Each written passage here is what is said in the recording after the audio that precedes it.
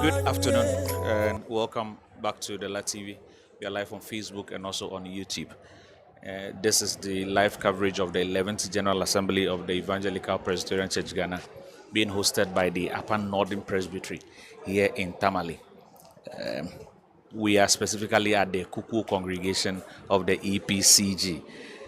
What is happening now? What has happened so far and what is happening?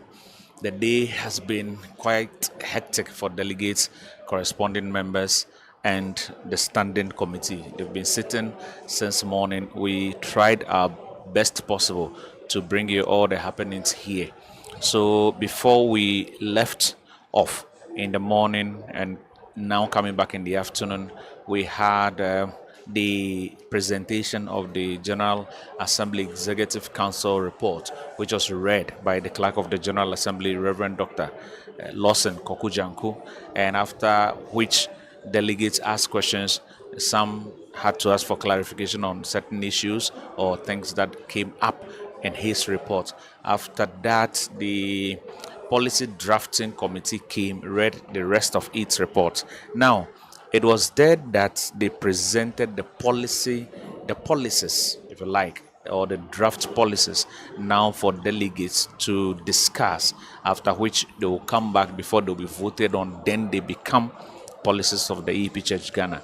You heard earlier in the morning where the former Clerk of General Assembly, Reverend Dr. Emmanuel Ajay also elaborated the processes that lead to the formulation of policies for the church. If you recall, he said the policy drafting committee brings the policy proposals, and when it is brought to the General Assembly, they deliberate on them, then they vote before they become policies for the church. And again, the policies are also, in other words, known as the major decisions of General Assembly. Now, where did they get these policy proposals from? From different sources, they told us they get these things from, but one of the major sources they got this from was the moderator's welcome address, which was read yesterday. Let me just take the pen now to just read out a few in your hearing. I'll read a few in your hearing. Yesterday, in the moderator's welcome address, he mentioned where he themed the party themed critical considerations. He made a lot of proposals, and some the policy drafting committee has brought back for discussion. One is this. So I am reading verbatim. He says, observing the plight and living conditions of most of our retired agents and comparing those of other denominations, it is woeful to offer a dedicated service and end up a destitute. It is obviously clear we need to consider those who serve in full-time service of the church after getting their share of the Provident Fund, which in any case their own contribution from deductions from active service remunerations. I pray the General Assembly consider them to be paid a monthly pension of at least 50% of their last pay or salary before retirement till they exit this life, and standing committee members retire on 70% of their last pay in office. These are only suggestions. So this is one of the things the moderator said that I'm sure delegates will be asked to discuss and also maybe find ways of maybe implementing it as a policy of the church. Another one he says is this. People consider some of these things quite controversial, though. Maybe we'll come back when the policies have been agreed upon to discuss them further. He says, before joining the EP Church Ghana from other denominations,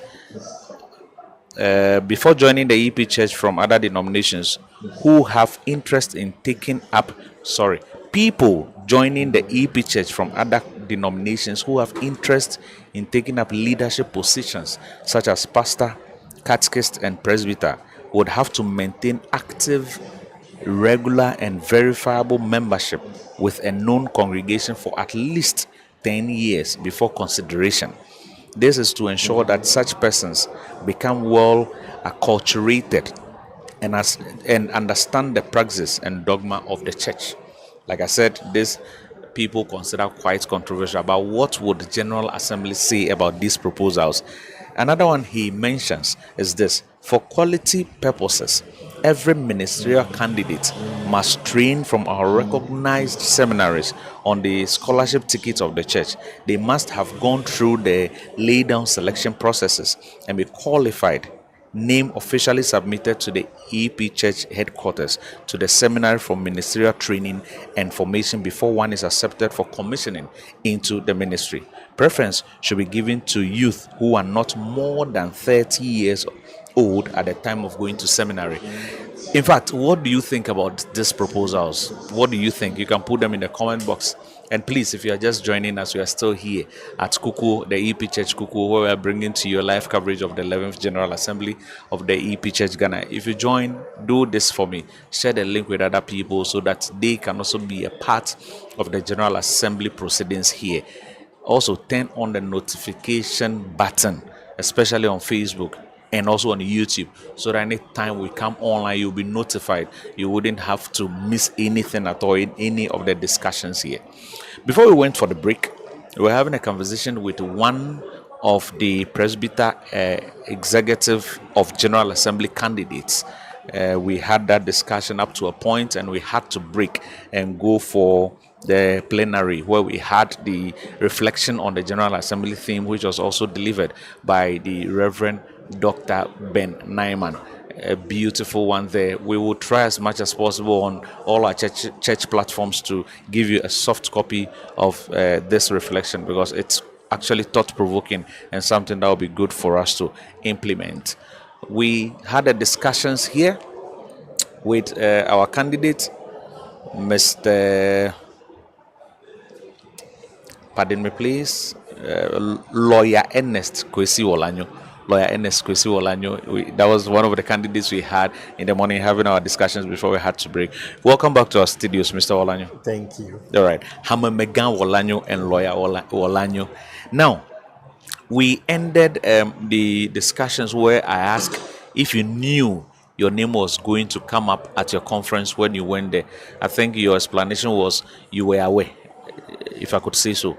No, Okay. I want to Okay. run you through the Constitution first of all. All right. All But right. before then, let me say that probably you are not able to mention the surname. Okay. My surname is Besemete. Okay. Okay. Okay. All right. Besemete. It actually means no one can shorten life or lengthen it except God allows. Okay. Okay. It's a Okay. big name that has been No shortened, one can shorten shorten or life. lengthen life Okay. except God allows it. Wow. Agbe Besemete. Ezu Matanteo. Okay. Agbe Zumateo Besemete. That is what has been shortened to Besemete. Besemete. All right, all right, all right. Okay, so the full name is Presbyter Ernest Kwesi Wolanyo Besemete. Besemete, All exactly. right, all right, all right. Thank you for that correction. Yes. So now you were saying you want to run me Yes. through On the the issue processes. of nomination to become a presbyter executive, when there is a vacancy or when the time is due for a new presbyter executive to be elected, the Constitution provides that the district's presbyters union at their meeting shall, after due consultation, nominate one person to the Presbytery Executive Council to be forwarded or presented to the Presbytery Synod for nomination. So the district, our district, where I come from or where I fellowship, North Legon District Presbyters Union, met, did consultation and nominated myself, Presbyter Ernest Besemete, as their nominee for the Presbyter Executive position. This was forwarded to the Meridian Presbytery Executive Council. Before the Synod of the Presbytery, there was only one nomination from the Presbytery. So I was duly presented at the Presbytery Synod. So the Presbytery Synod nominated you. So Yes. your name then went to the national. No, so the Presbytery Synod, after nomination, in our case, because it was only one nominee Okay. from the district, all the districts in the Presbytery, it meant that they had received only one person. Okay. So Okay. there was no need per the Constitution to go through any approval process, Okay. but to present same and forward same to the National Presbytery Union at their National Delegates Conference, which was done. So my nomination from the district to the Meridian Presbytery was forwarded to the National Presbyters Union at their National Delegates Conference. There were other presbyteries that had also nominations. When we went to the National Delegates Conference, we realized that there were only 3 nominations from 3 different presbyteries. Okay, so the rest of the presbyteries did not bring any nominations. That is so. Oh, okay, so it became quite maybe automatic that Yes, the but three of you will be yes, presented. sorry. The Okay, Constitution allows that even when there are 3, there should still be election to okay, shortlist okay, the 3. okay. So we did elections. So how did that election go? I am interested. I was actually in Hoba. I wasn't part of the meeting and I did not pass through. So if you need 3 people and 3 people have been presented and they have not chosen to withdraw, if you like, from the race, how are you going to, or how did you carry out the election? Strictly speaking, the Constitution provides that there should be election at that level. So though we were 3, we had to still undergo election. So 117 delegates voted at that delegates conference, out of which I gathered 60 votes, 60 votes. My close competitor gathered 50 votes, and the third person gathered 7 votes. So then, for the first and the second, it was quite close between you Yes, and it the was quite second. close. Okay, 10 votes okay, difference. okay, okay. Oh, in fact, I'm hearing this for the first time. I actually thought maybe about 10 out of the 16 presbyteries presented, and you have voted, and you got the first three nominations for that matter. All right, all right, all right, all right, In all our right. case, it was not so. Only Okay. three were presented. Okay, okay. So, in wrapping up with our conversation, of course, I still have a few minutes I want to have with you. In wrapping up that conversation, I am asking you, Presbyter Besemete, what makes you the best candidate for this position? Thank you. I would say that I bring in or on board a lot of experience. David in the Bible might be young, but he came with so much experience because God had prepared him very well in the wilderness. David began to reign when he was 30 years, and he reigned over Israel for 40 years. Our Lord Jesus Christ began his ministry at the age of 30 years. I have gone through the mill in the house of God from childhood. I have been a leader of everywhere I find myself, from campus where I was the child evangelism wing president of the Interhall Christian Fellowship. I served in that capacity for 2 terms. And back on campus in 1995, that is KNUST campus, 1995, we had a fellowship called EP Students and Associate Ministry. It consisted of all EP students and affiliated Members. churches. Okay. Did Like, it include Global Evangelical yes, students? Okay. yes. Then they had not, there was no From separation. It Gesam. was EP Okay. Church, EP Church off. Okay, okay, But okay. on campus, we fellowship together. Okay. And then we had ARS who were fellowshipping with us. We had AME, Full Gospel, all of them. And I was elected as the president of the EP Students and Associate Ministry. During that time, the Comma and Off division started on campus. Okay. But it never occurred under my leadership. Okay. I handed over in my final year. And then the one who took over, I realized that the division came on campus.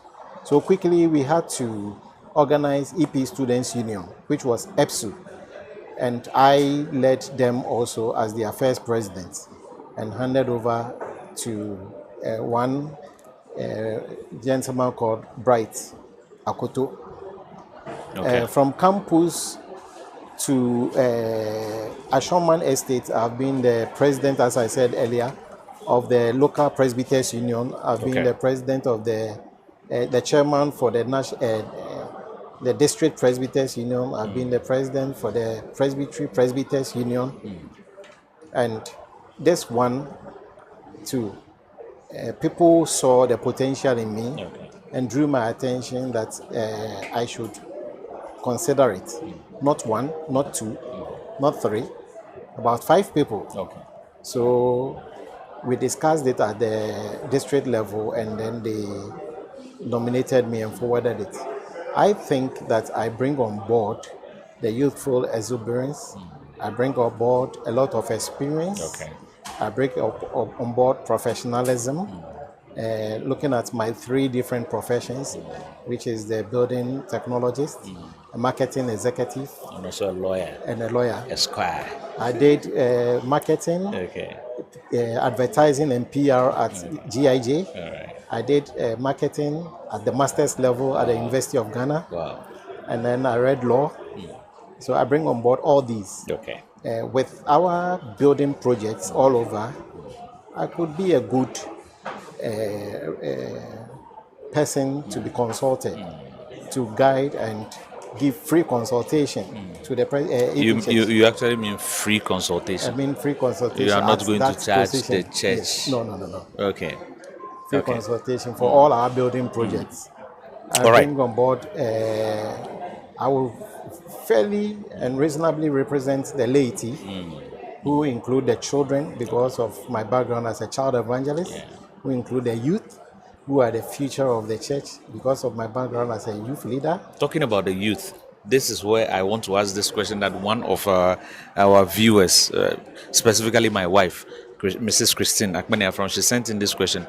What are you going to do when you become the president executive to revamp the youth ministry and make them spiritually active youth for Christ? This we are doing at our congregation. Okay. The missing link for us as a church is when they go to the schools, Okay. beginning from SHS through to the tertiary institution. There is a missing link which we're going to address.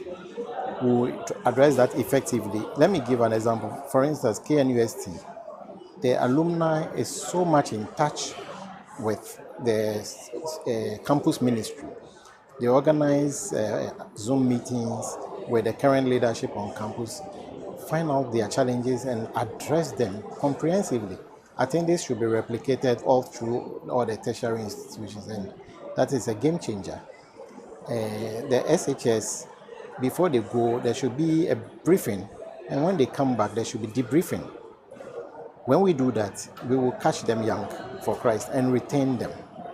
And then at the congregational levels, we should relook at our youth ministry. Youth ministry in the sense that we should look at the talents that they have and group them into ministries instead of into groups that we do now. I believe when we do these and many more, which I will bring on board, Okay. we will retain the youth. All right. Before I ask you to give your final words to maybe the delegates and also to our viewers, what do you think the EP Church needs most now? EP Change, I have identified two main challenges: the dwindling membership and then the financial challenges that we face. The dwindling membership, as I mentioned, the solution is to catch them young and retain them. Then the financial challenges, the solution, we already have it, but the implementation is the NPay policy. Okay. When this is well structured and compliance is achieved, we'll quickly pay our debts, free more funds, improve upon agent welfare, and then the rest will follow. All right. Yo, thank you very much for joining us. What are your last words for our viewers, the church membership general, those who are viewing, and also to delegates who are here to vote for you? My statement to them is that the work is the Lord's.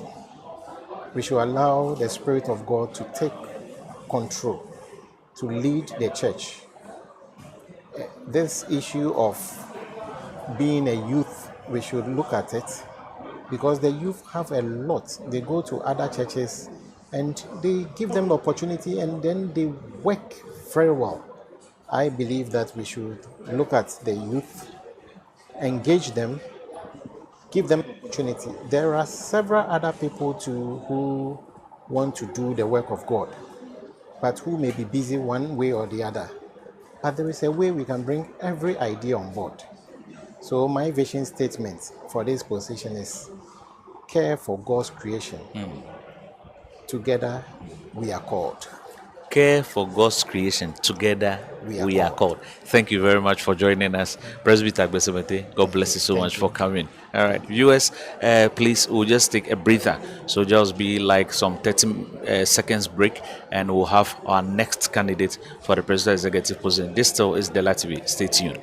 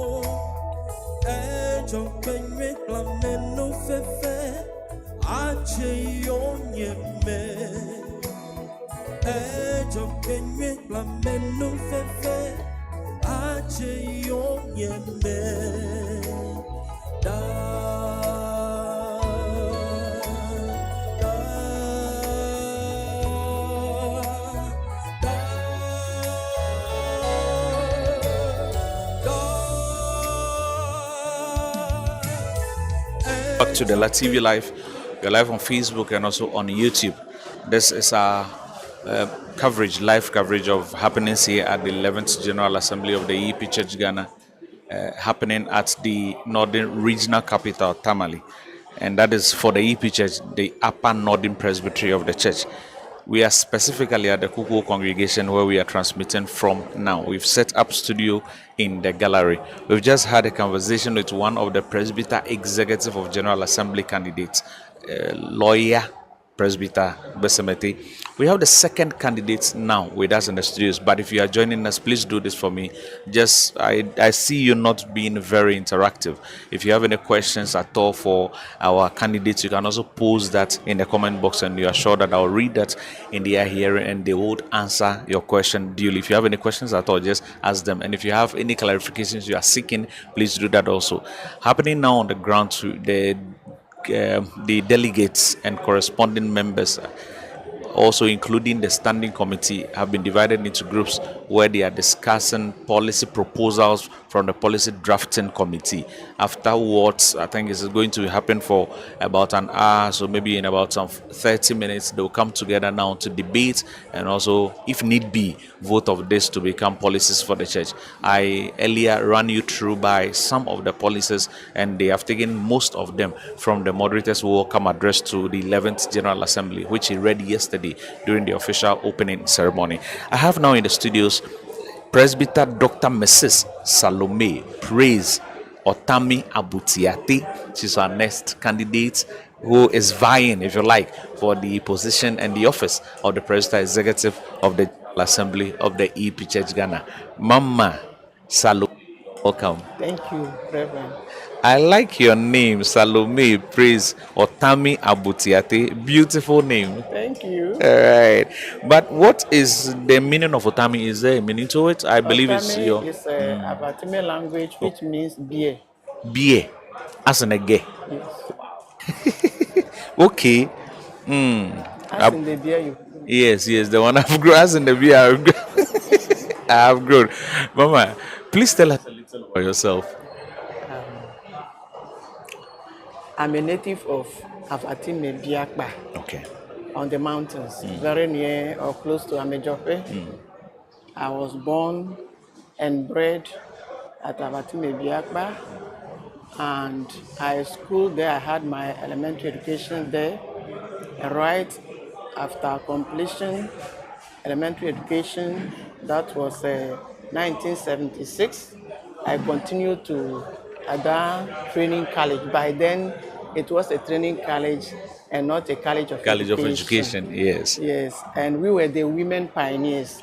The school had men, and we were the first women to be taken on board. Which year are we talking about here? That was 1976. So before 1976, no woman had attended the other college, training college. No. Wow.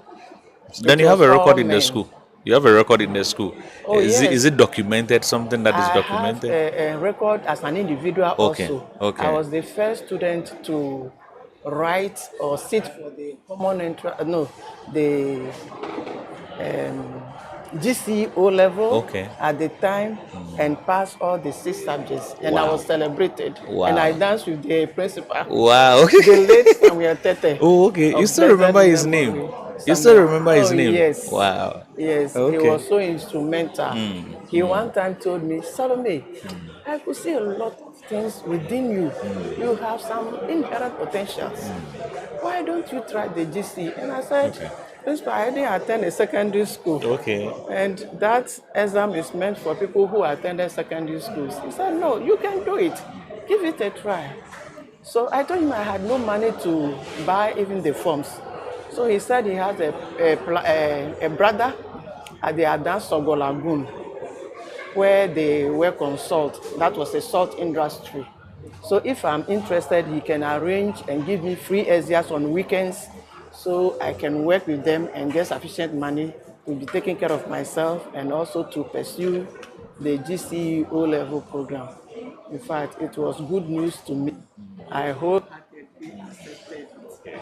And in the second year, I sat for the GCE and had Wonderful.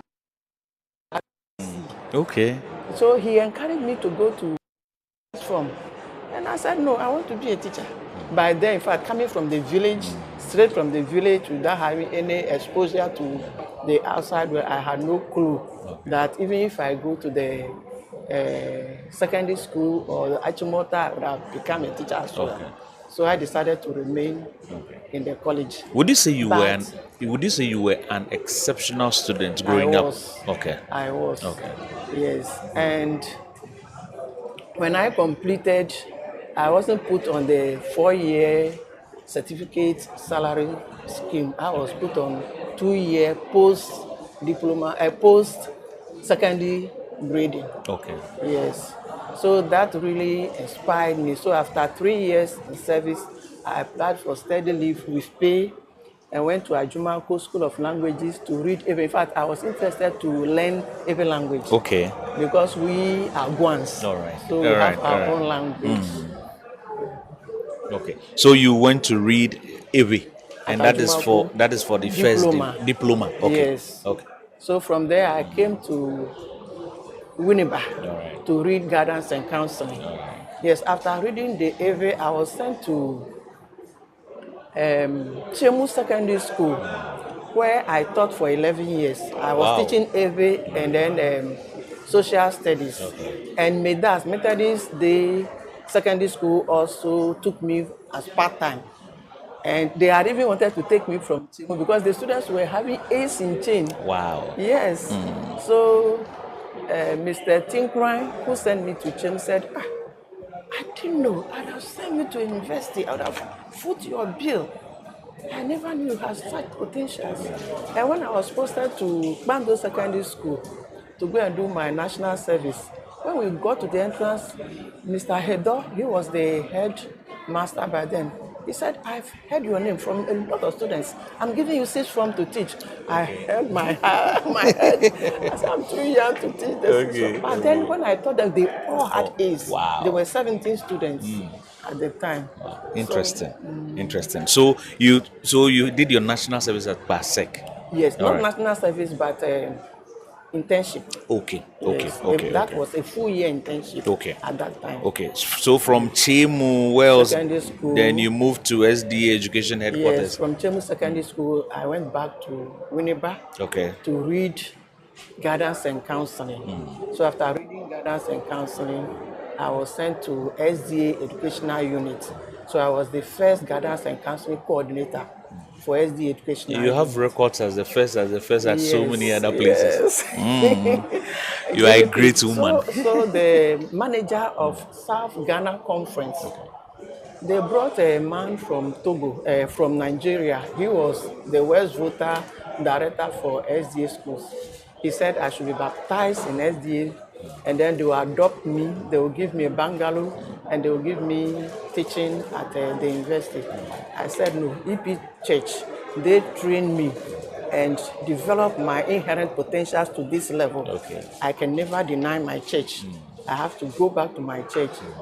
So they bought a form for me to enroll in master's program in social work. They bought the form for Yes. you even after you told them you were not going to become their member. And anytime they were having orientations for their freshers, they invite me to give them orientation on study skills, social life, managing one's resources and all that. So I was doing that for them, and they developed that interest that they need to support. Yes. Okay. And fortunately, when I entered the University of the University of Ghana, Legon, we were also the first batch of social work, Another first. social work and field students. Okay. And there was an exchange program. So our head of department said, Salome, I know you can make it. I said, Doctor, I beg you, I'm from the village. I don't want you to go and disgrace me publicly, so I beg you, I will not go. He said, you will go. So he made it a policy that every member at the MPhil level, we should all present our proposals and be ready for interview. Hey, so all my colleagues had their first degree at Legon except me. So I had no secretary to approach. I just went to the libraries, then began to do research. By then, moving to schools when I was a counselor for SDA, I realized that most of the problems students encounter in schools are from the home.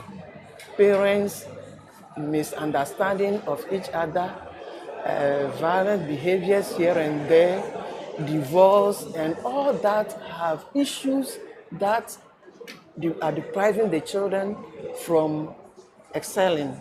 And some of them, a child in P4 developed the habit of stealing. Yes, because he said he never knew his mother, he knew the mother, but the mother left the house very early to Abidjan. But the father, he had no clue who the father was. And the grandmother was a disabled. So he was stealing from his colleagues to be feeding the grandmother and paying his own school fees. Wow. Wow. So from talking with him, I told him I want to have a long time life experience with him. I want to take him out of this, and I want people to help him so that he stops the stealing and that, because he's so brilliant. And then he'll be helped to develop his potentials, which he agreed. I asked him, I sought permission if I can disclose what he has been doing with the head, so that myself and the head, we can put our heads together and find ways and means that we can help him. Okay. He readily agreed, but he said the head should not mention it at assembly. Okay. So the head also agreed, and then fortunately around that time, some NGOs came, and they were from SDA terrain, so they were ready to help. All right. So they were channeling his fees, feeding, and everything through the head to the grandmother, and that paved way. Now he's a medical doctor. Wow. That's good. Oh, You're just joining us. We're still live on the La TV. This is the live coverage of happenings here at the 11th General Assembly. We're having a conversation with one of the President Executive of General Assembly candidates, Dr. President Otami Abusiai. He has been giving us a background to her life so far. We'll be delving into other aspects of her life. But before we do, Mama, you did a PhD in special education. Why the choice of special education? Thank you very much. I joined the 11th General Assembly fully yesterday. From all the discussions, I've not heard them mentioning special education, children with special educational needs. They are talking generally about children, but then children with special educational needs, they never apply to God that they want to come with disabilities. That is true. So we have to take care of them. Okay. And as an early childhood educator, wherever I visit schools, I realize that they are ignored entirely. Children with Down syndrome, teachers will not even allow them to come near them. At times, I pick tissue and then clean the saliva, carry them and move around with them, just to tell them that there's nothing wrong with them, and they never wanted to be as they are. But because of some circumstances beyond their control, they've come the way we see them. So we should rather accommodate them, accept them as our friends, hold their hands during break, move with them, and then this way we are sending a signal to other learners in the classroom that they are our friends. We should not ignore them. So I had that passion for special education, and with early childhood, I realized that almost every school, there are learners with varying disabilities we need to support. Do we have a lot of people in the country now who are, if you like, academics in the field of special education? We have, but they are not so much. Okay. Yes, but there's a department in Winneba, okay. where they do Braille, they do sign language, a whole lot of. All right. Yes. Okay. So what do you think the EP education unit should be doing more in this regard? What I would suggest for now is, as an institution, a faith-based institution, fortunately we have schools right from crèche up to university. We should start teaching them sign language, because most of the children we see, some, not most, we see in our classroom, teachers are not able to communicate with them. But when we acquire these sign language skills and we are posted to various schools, or we are church members and we have them in our children ministry, we can sign as we talk, so that they can also pick what the message is all about. Okay. So they will not be physically present, but may not benefit from our discussions. Okay. Would it be appropriate in that regard to maybe have a desk for special education at the education unit of the church? I think we need to make a start. We need to start first. We Okay. need to try. Maybe we can have some pilot schools Okay. to kickstart it. Maybe the university will be one. But the university is not running education programs, and that is my bone of contention with them. Because as an individual, I develop early childhood education curriculum from them, from certificate, diploma to post diploma, which is degree, free of charge. Send it to them to just roll out. I told them to roll out the certificate. That would be a lot of students because by then the training colleges they were getting certificates and some of them would like to do diploma and all that. So we can get them and then we can have the enrollment rising. But they just threw it away. You mean the EP College of Education at Major? Yes, I handed it not Amijope, Where? our university college The at EP home. University. Okay, Yes, I okay, handed okay, over okay. it to Reverend Fayusi. Oh, okay. And you still have not heard anything from them from the Nothing, university? nothing. Did you do any follow up? Um, I called him severally, Okay. and the last time he said he could not trace the documents again, so I should resend another. And I said, if I should resend another, he should send me an amount of 7,000. Wow. Because he never paid anything for it, he was not yes, committed. But if he sends the money, then he'll you'll be committed to yes. And implementing when it. he mounted the courses, I'll send the money, The but I'll money refund back, it. okay. And that ended it. Oh, okay. Even at home where 2012, when the presbyters had their delegate conference, he came to our Thanksgiving service and he was so passionate about the university. That actually empowered me to develop the curriculum. Okay. And at that time, I took my check booklet and drew a check of 1,000 cities for them to purchase furniture because I was a team of the, by then, NAB, now GTEC. I'm always one of their panels visiting schools on such issues. And one of the issues we had with them was the furniture, especially as chairs were not sufficient, looking at the enrollment at that time. So I gave them a check of 1,000 cities given to Reverend Fayose to purchase. They acknowledged it. And when they were going to adopt the chairs, I was invited. So that one I was satisfied. Okay, okay. So maybe we should consider it. Is it too late to do that? Because I still think Now, we can do it. well, it's not too late though, Yeah. but now a lot of schools. We have Okay. Legon campus there, we have UCC there, we Are have they running the same UW special there, education?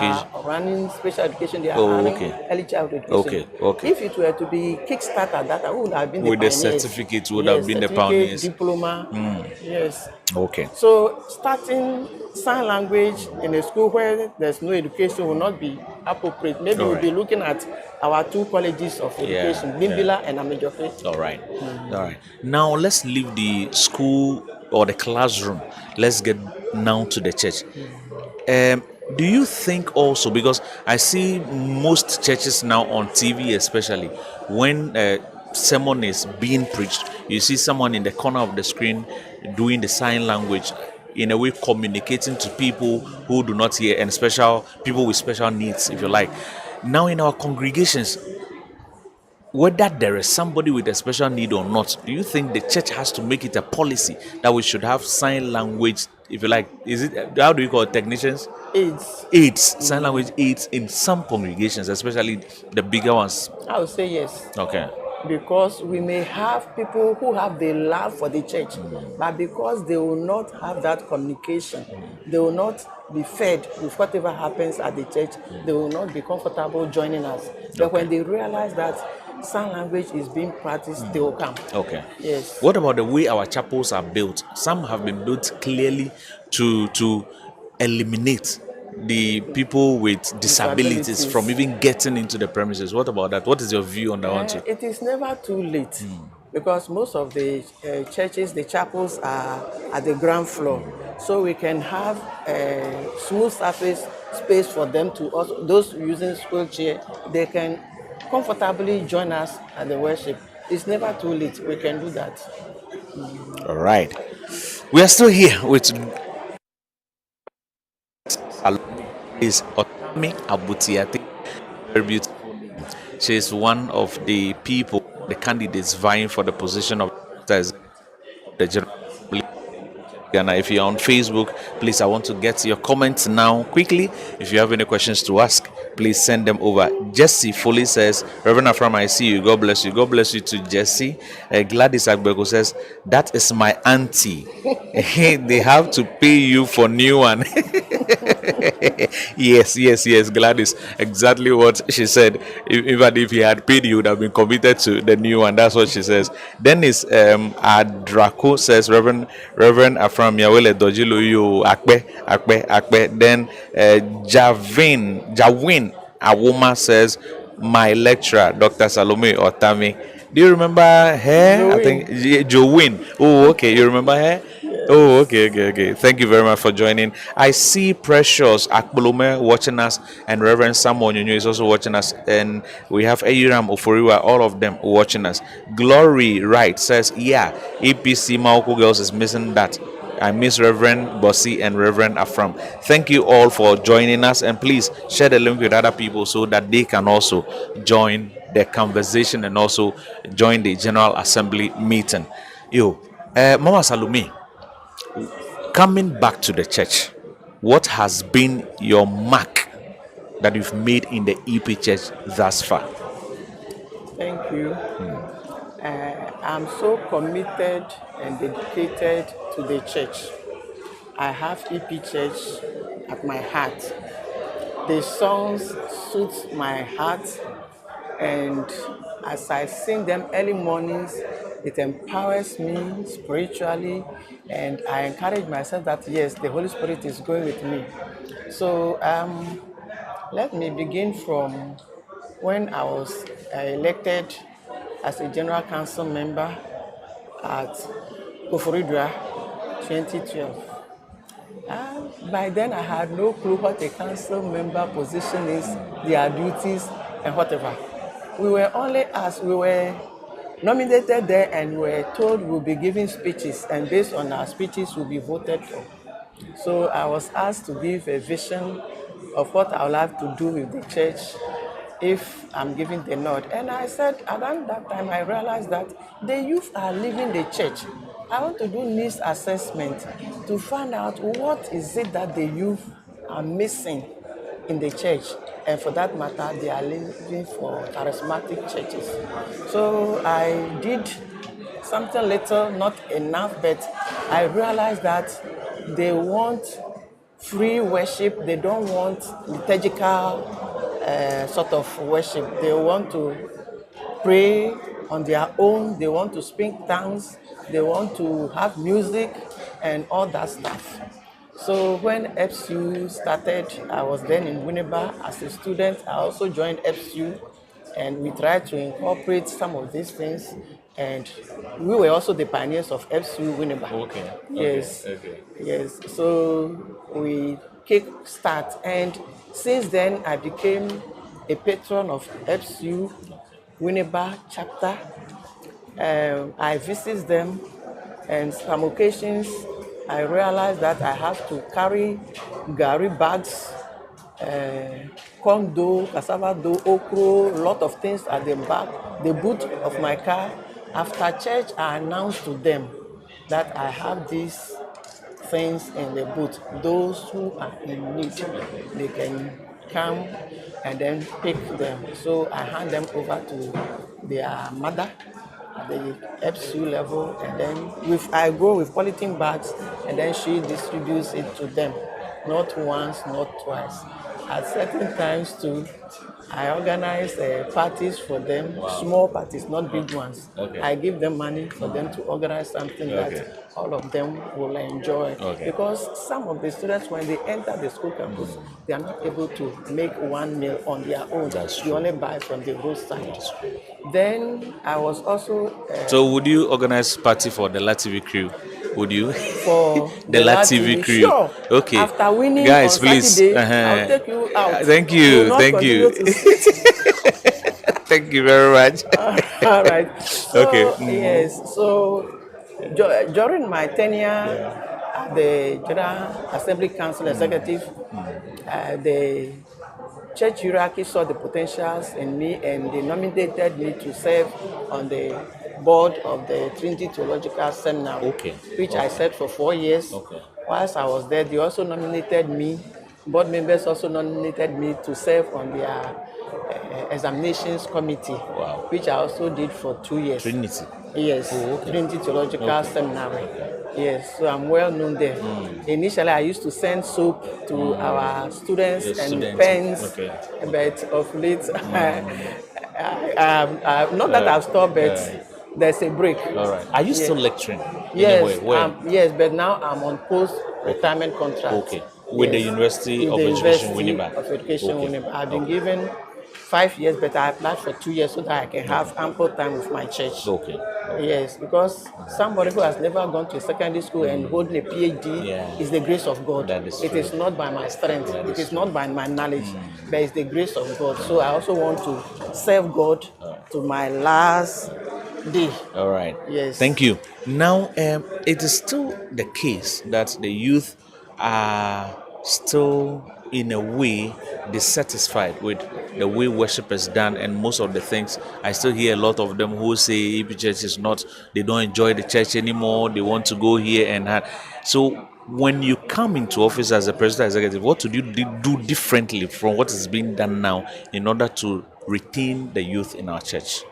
Okay, thank you. Just as I said earlier on, again, I'll do needs assessment to find out precisely what their needs are. So based on what they will provide as a team, I have the hierarchy there. I can't work alone.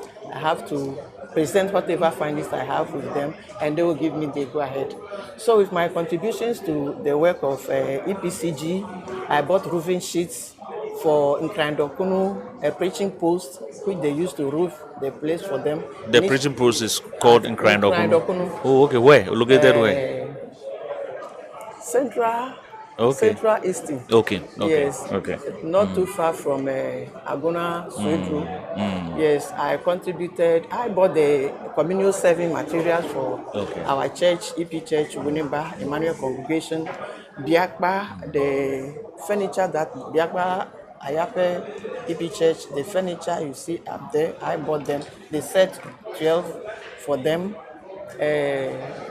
I also bought, when I was a council member, I bought 35 dresses for Nenyo Habobo girls. And for evangelism, I don't play with it. Yes, Reverend Dr. Atakro will bear witness. When I was a council member, I will send sacks, sacks of clothing to be shared to newly preaching posts established across the country. And any time they are moving, I do likewise. Some of the clothes not even sold. Yes, I package them with money for their own upkeeping and then for evangelism. For distribution when they go for evangelism. Yes, and do you think, as I far as also donated 1,000 Ghana cedis to General Assembly Council to purchase instruments, to add to the purchasing of instruments for evangelism. All right. So do you think EP Church is doing enough when it comes to evangelism? For now, they don't have the strength. The numerical strength for the evangelism. So, to me, when I'm giving the nod, I work closely also with EPSU because they are vibrant and we'll support them, and then we go to the field together, or they may take the lead or go with them and be visiting them in tents or whatever to ensure that evangelism cuts across, just as Ghana Presby has cut across. Anytime I see Ghana Presby, then my heart tells me, Salome, you have a work to do. We have not got to where we have to get to. Every village should have EPCG planted in the community, especially where we speak even. Because other areas, language is a barrier. That's why our enrollment is not up to date. But if these are resolved, I think we will get there. Dr. And also, you know, GTEC. Yes. When they visit universities, they want to see the training, the development process of the staff, both teaching and non-teaching staff.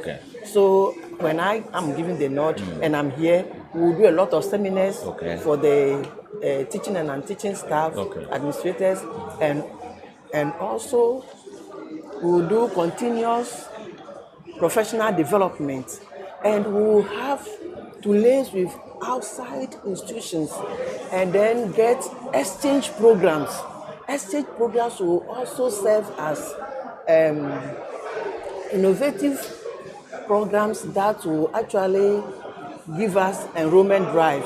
So every year we'll have our students traveling to 2, 3 countries, coming back well equipped with skills, and wherever they are placed, we'll do tracer studies to see how they function and all that. All So right.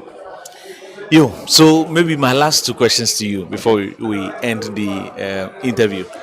What makes you the best candidate for this position, Mama? thank you. What makes me the best candidate for presbyter executive position is not wealth, what I can contribute for the church's progress and development in all spheres. And we will also bring special education on board. Wherever we find ourselves, we will preach the need for us to accommodate them, to accept them in our schools, our environments, wherever they are. And our buildings should also accommodate them. Those that are not having the disability friendly environments, we need to establish them so that will also attract them. And we will also go on air, talk to parents who have children with disabilities. If possible, we will also establish a school for children with varying disabilities. And I know if this is done, we'll have a lot of support from NGOs in and outside the country to give them a life, tap their inherent potentials for them to get to a level where they might have been dreaming and move them from the roots begging. Thank you so very much. Finally, what will be your last words to delegates, last words to our viewers, church members who are watching across the globe, and last words to maybe your family or anybody who is watching? Please look into the camera and do that All for right, us. thank you. For the viewers, the General Assembly members, executive members, delegates, observers, special invitees, this is the presbyter executive for you. Come Saturday. I've availed myself. I have enough time. I'm on pension and I'm ready to visit our congregations, local, districts, and what have you. I want to have one-on-one interactions and also know your needs and then bring them on board to standing committee, and we will take it from there. I'm not going to work as an individual, but I'm going to work with my team. So all that I need from you is your votes and your prayers.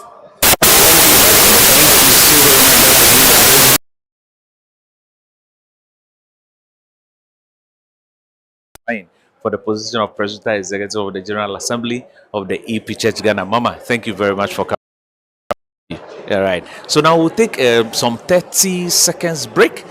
Just 30 seconds. And when we come back, I have another interview lined up. And this time with the Empress Cooperative Credit Union. We'll have a representative, like I said earlier, who would come with us. Stay tuned. Don't leave, because we'll be back in just 30 seconds.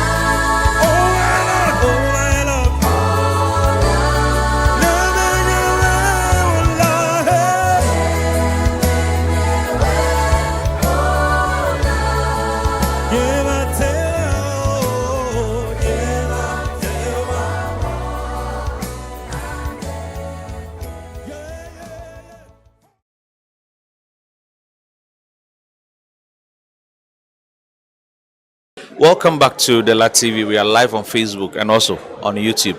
This is our continuous coverage of the 11th General Assembly of the Evangelical Presbyterian Church Ghana. And we are here in Tamale, the northern regional capital, specifically the Kuku congregation of the EP Church Ghana. Happening now on the grounds. I can see them from where I sit.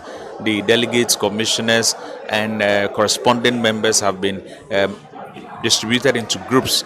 I think about 9 groups in all, and the task they are expected to undertake is to discuss policy proposals for the church, after which they will converge now to debate them and also to vote on them to become policies of the church, or if you will, they become the major decisions from the General Assembly of the EP Church Ghana.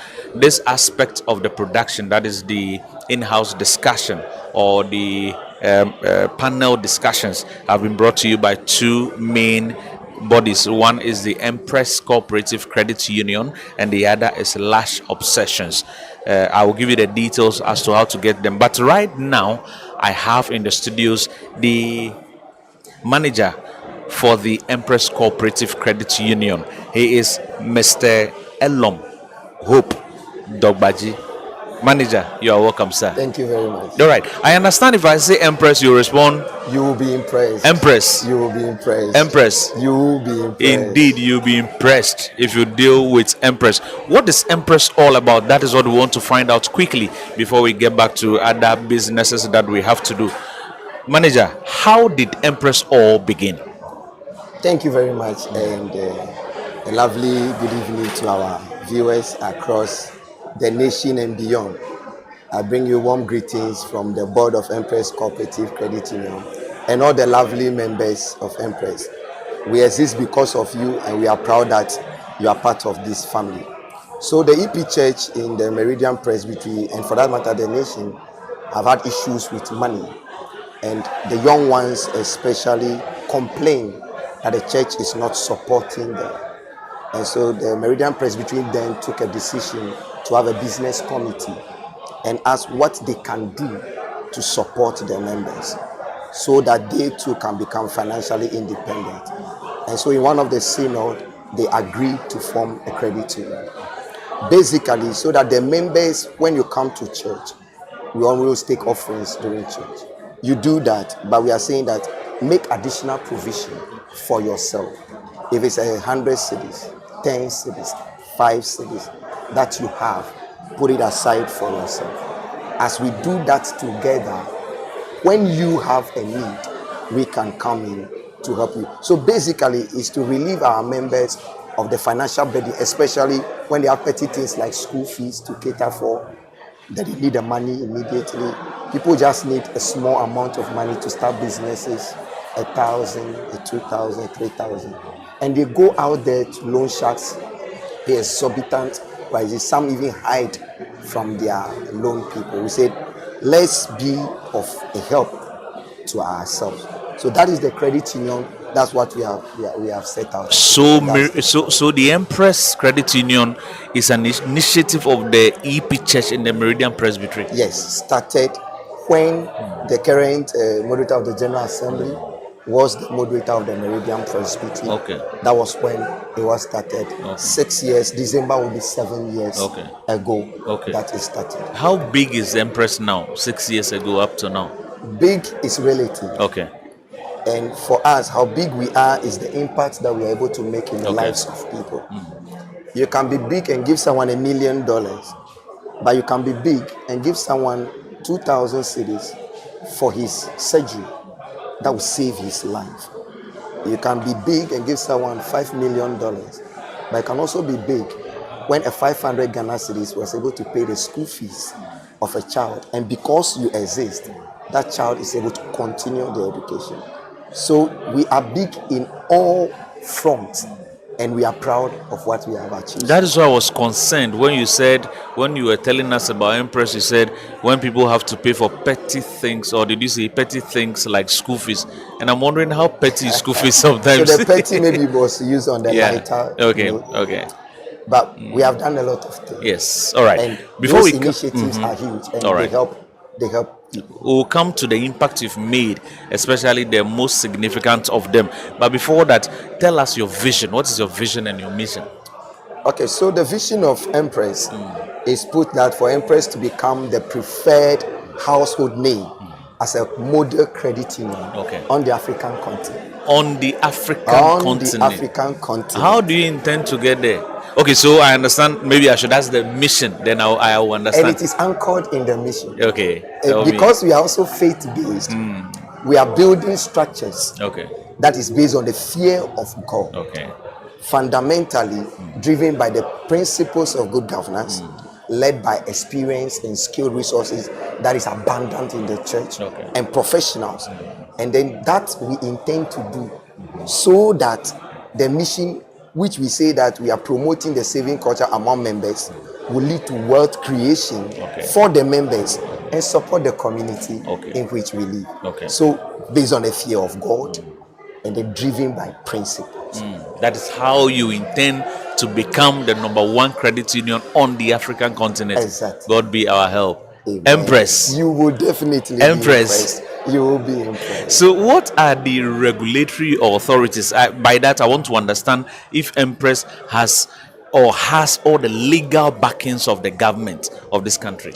Good. So before we talk about the legal backings and other things, one of the other reasons where as a church, and we are not really limited to the church, we are open to non-church members, and we have other faith people who are part of us, is that there are also a lot of projects in the EP church.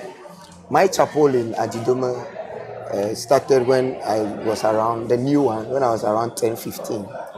And I'm in my early 40s, and we are doing the glasses. It's taking us a longer time to complete projects. We say we want to be enablers of these operations so that we do them in a shorter period and they become less expensive. The issue is that when you do the project now, the amount of interest you pay on it cannot be compared to the inflation rate that's happening in the country. So a typical example, you buy iron rods this year, and then you expect to buy the same quantity of the iron rods in 5 years, and they are selling at 5 times or 10 times the price. But if we enable you to do it now, you relax and you now pay, you are better off and start using the facilities. We also want to facilitate expansion and then sustain people. There's a story that my board chairman, the director of finance of the church, Reverend Danetovio, used to say a lot during COVID. We started not long when COVID struck, and the gentleman saved 50 Ghana cedis with us. What he said was that if he doesn't have access to that 50 Ghana cedis, there's nothing that he will live on during the lockdown. And so we want to sustain people when we are in adversities. And so, yes, and generate wealth, as we have said. On regulatory front, Before we come to that, I want to ask a follow up from what you yes. have just said. So I want to understand that part clearly. So does that mean that as a congregation, maybe I have a project that is ongoing, I can come to Empress, Empress will give me money to complete it, then I will now relax and pay. Is that what you meant? Exactly, and we'll talk about that more when we Okay. come to the services All that right. are available. We call All them right. the congregational loans All right. or the group You, facilities. then let's go on So to we'll talk about it a bit. regulatory authorities. So one of the things that we are careful to do, and it's linked to your question that you asked earlier on, how we intend to become number one, is to be compliant. And so when you want to form a credit union, there are certain things that you do. So we've gone through all of them up to now. One is that we are affiliated to the Credit Unions Association of Ghana, KUA Ghana. And so we have our affiliation certificate. Before we started operations, we were giving a steady group license. They want to see if we are doing well. And when they saw that we were doing well, they gave us our affiliation certificate. So we are affiliated to the Credit Unions Association of Ghana. After the affiliation, you are required to do a lot of things: regular audits, annual general meetings, meet their requirements with bylaws, policies, implementation. We've gone through all that, and by the help of God and the board and the members, we are now certified with the Department of Cooperatives. So we have our registration and license certificate from the Department of Cooperatives that's backed by law. So we report through them to the Bank of Ghana every month. Aside that, we also have certain other policies that you do to secure your members. Some are deposit guarantees, insurance guarantees. We try to do all the regulatory things so that by so doing, we can be well grounded and then grow from there. Is that all? Apart from this, is that all you need in Ghana? Maybe apart from your certificate of affiliation, your membership, member of the deposit guarantee scheme, and certificate, then certificate for registration from the Department of Cooperatives. Apart from that, do you need any other license before you are fully recognized So in Ghana? not before, but currently there's a review of the law that guides the Cooperative Act ongoing, and then there's a requirement for licensing. Okay. And we are also in the process of that. The government will give the timelines, but we have started to do the things that needs to be done, so that when the government says come for license, we just put in our application. All right. And then that license. All right. I want to believe most of our viewers now are interested in joining the credit union, the Empress Credit Union. Manager Elom Dogbaji, please tell me how someone could become a member. Thank you very much, Reverend Nat. So it's very simple to join the Empress Credit Union. One, if you have access to us physically, like we are having at the General Assembly, you just walk to our desk, you fill that form, and then you are through. Okay. So, but if you are not with us and you want to join, you just WhatsApp the manager on 0207 146 142, and then we'll send you our form. Could you please slowly take it again? So you WhatsApp the manager on 0207 146 142, and then we'll send you a digital form. Okay. You fill the form. You don't need to personally come. Okay. The same way you send us the form back. Right. So once you fill the form, then we ask you to pay what we are calling your share. Why do we call it share? But before we talk about it, just go to the last two. You pay up your share, and they will give you a number, and then you are done. You become a member. So what is this share that we talk about? So all credit unions are owned by the members. And so as a member, your part ownership is what we are calling the share. What makes you a member of the credit union? Because once you do that, you have the right to attend annual general meeting, to vote and contribute. So that is what we are calling a share. And at Empress, one share is 200 Ghana cedis for individuals. If you're an individual and you want to join the share, it's 200 Ghana cedis. But for companies, businesses, groups, you are to buy at least 2 shares. That is 200 times 2, that's 400 Ghana cedis. And then you pay a registration fee of 10 cedis.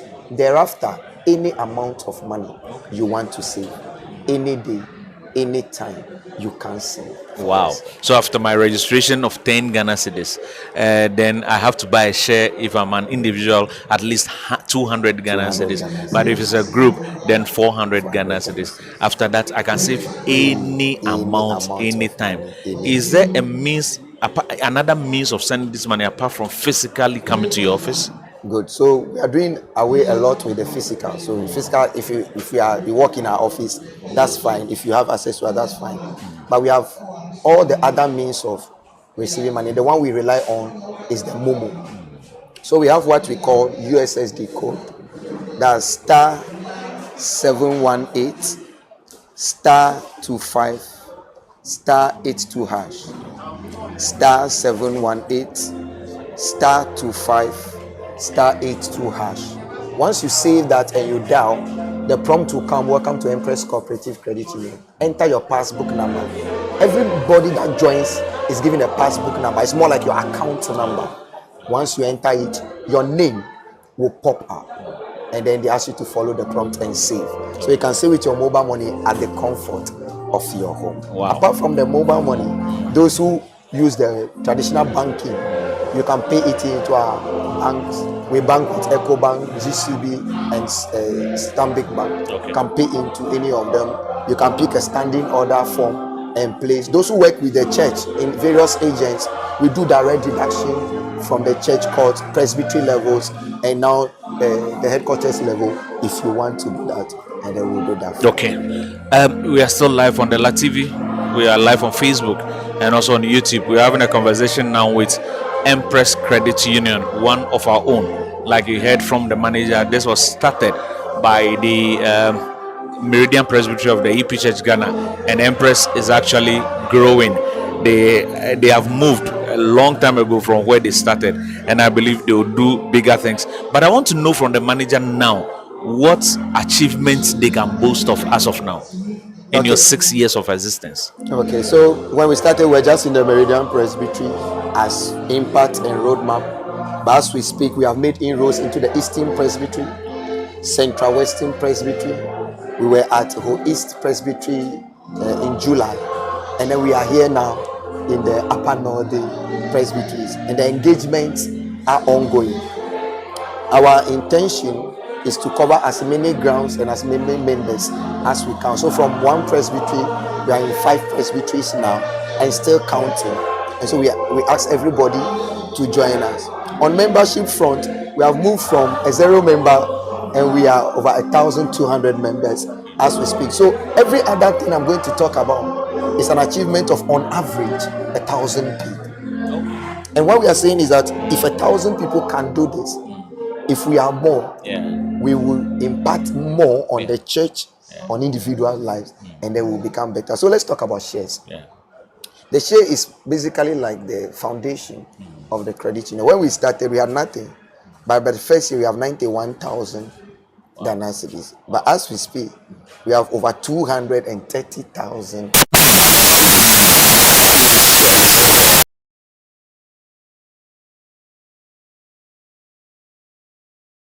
If we can put it up, you can see it's been growing all along for all these years. Let's talk about saving. Saving has an interesting story to tell. So if you look from we started, the savings was even lower than our share of 41,000 in the first year. Okay. And it started growing 170, 200, 400. It started doubling to 900,000, 1.6, 1.8. And so we are saying that in quantum of our savings, we have accumulated over 1.8 million Ghana cedis savings. And I'm saying that this is done by an average of 1,000 people. 1,000 people, yeah. You can imagine what we can achieve together as a church, as a community, if you all save. And that has a direct impact on our total assets.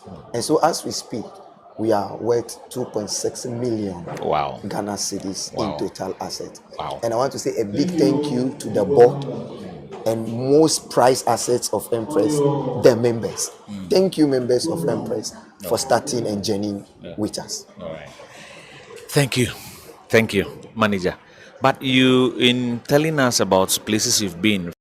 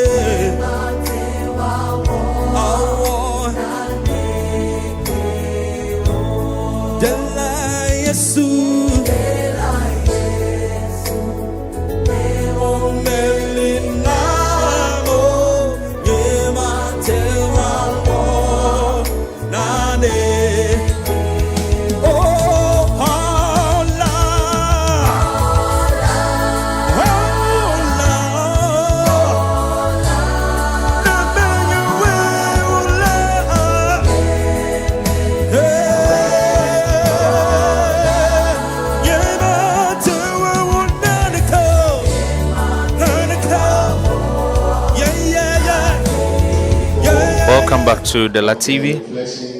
We are still here at Kuku, the Kuku congregation. We've been having a conversation with the manager for the Empress Credit Union. But I'm sorry, we would have to break this transmission now and get back to the General Assembly grounds where we are having presentation by groups. You heard the first part of the reflection which was done, reflection on the General Assembly theme which was done by the Reverend Dr. Ben Nyman. She divided the whole place or delegates into groups. Now the groups have discussed whatever they were asked to discuss. They are back now on the floor and they are doing the presentation. We'll have to go there, take the presentations, and when we come back, we'll continue and end the conversation with the manager for the Empress Credit Union. This is Reverend DNA from. We'll be back shortly. Don't go off. And then the first step.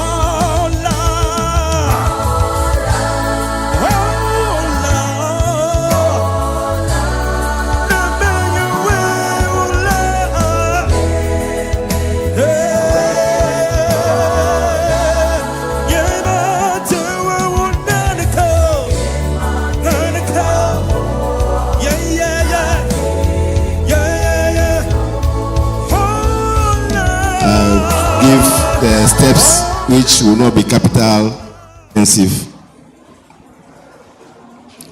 So the second point is the children to collect the plastic waste in their various homes, gather them in a plastic bag or carrier bag, and then on Sunday they will bring what they have collected to church.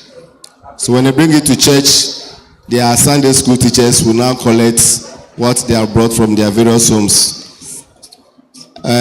So there will be a container in the chapel or a sack where the Sunday school teacher will collect all that the children brought from their various homes.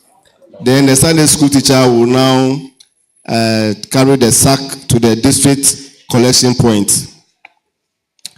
Now from there, we'll identify a recycling company that will come and buy the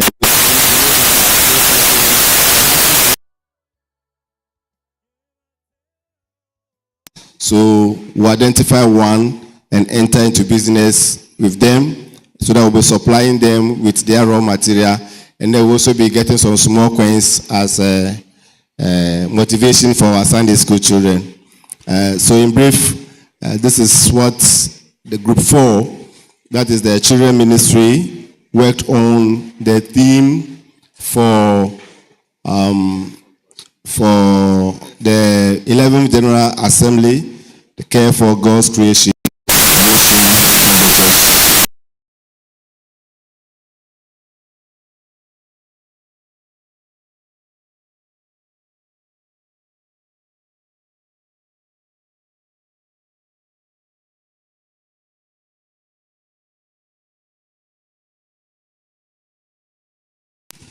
All right.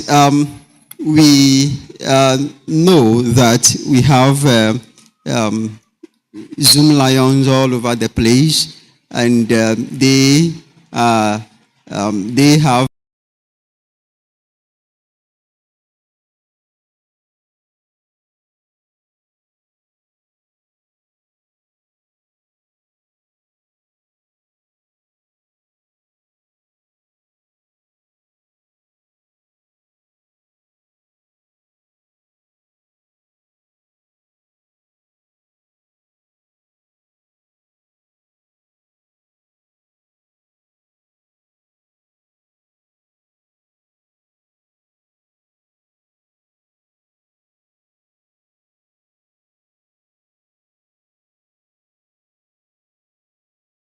Thank you very much. A round of applause for them, please.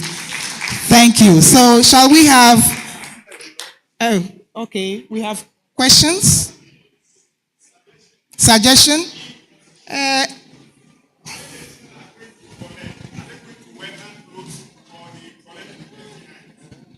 Okay, those details, the desk will work on them. Thank you. Thank you. Those nitty-gritties, yes, they'll work on those ones. Thank you very much. All right, so we have a second group. Let's see, youth ministry. Are we ready? Youth ministry. Okay. Are we ready? All right. Men's ministry. Thank you. Let's give him an applause as he comes.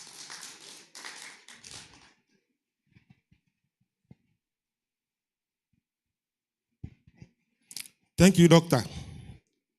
Mr. Chairman, for the men's ministry or fellowship, we have already started a project which is in our action plan, for which we are going to continue. That is on tree planting, to provide shade at our various church premises and possibly in our schools as well. Because if we are done with the church premises, we'll be extending it to where we have our schools. So at every national conference that we have, we intentionally plant a number of trees, which we did this year. And we are going to do again this year. At each of our presbytery conferences, we target a number of trees that we plant. Then at each district conferences, we target a number of trees that we plant. Then on our Men's Day celebrations, we target a number of trees that we plant. So this year, for example, we directed all our men in our congregations to plant at least 20 trees. At least 20 trees. We are here to follow up and see how this is working.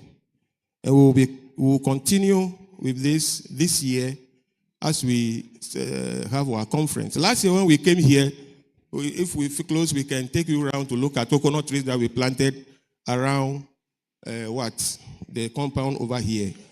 Now, the strategy that we use is that where we have schools, we assign the trees to the presbyteries. Then the presbyteries get a pupil in the school to be responsible, who nurture the trees. We go to Kekeli. When we had our international conference, we planted some trees. And we had some students from our schools who are in charge, watering and giving us feedback. When they die, we replace. So that is how we did it. When I came here, I went around to see the trees here, and all of them are in place, are alive. So that is on the tree planting. And as we said, what we wanted to do is to get economic ones, which can generate some income and also provide shade for our churches and then our schools. Now, this is one. In fact, we had wanted to go into recycling too.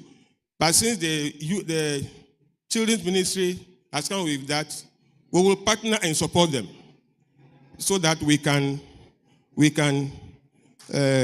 maybe even extend this to our lorry stations in our communities, where we will specifically go educate and provide dustbins at specific points for the station master to supervise for us. Then we'll be thinking about how we will go into recycling in the next future. Thank you. So that is what you want to add something. Thank you.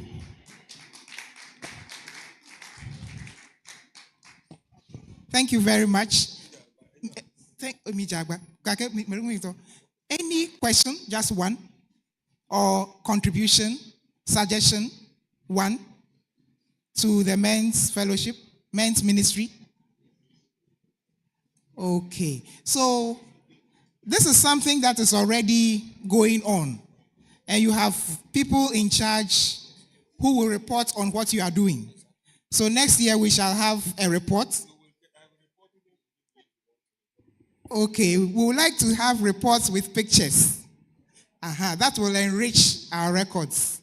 Thank you very much. Let's give them a round of applause. Thank you. So, shall we have our theological institutions? Did you call the youth? Yes, they said They are not ready. Yeah, they need more time. Theological? Ooh, okay.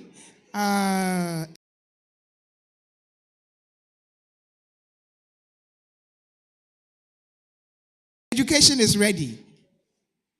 Education unit. Let's give them a round of applause as they come. Thank you.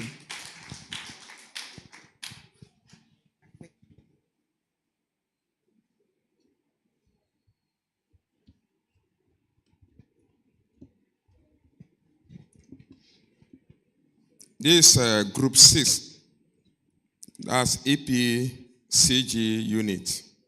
The project we will undertake is greening of school environment.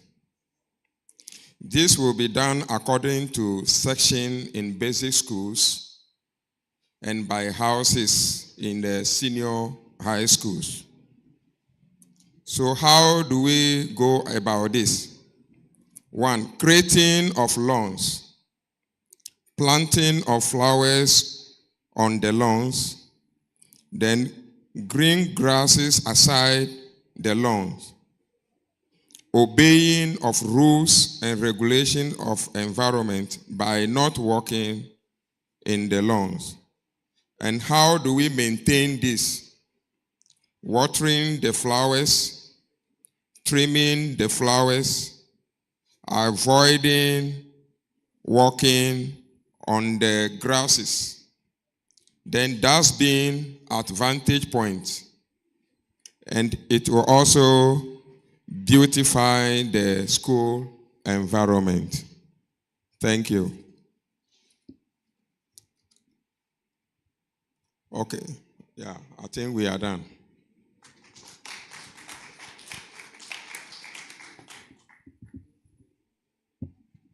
Okay, thank you very much. But before you go, how will this materialize on the ground? This is your plan. This is your idea. How will we get the schools to do this? The education units will take it up so that all the schools, EP schools, will start working on it, and then we'll get people going around to inspect the work they have done. Thank you.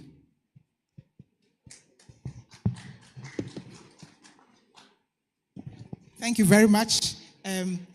Presbyter has a question. Thank you very much, Moderator Abubuto.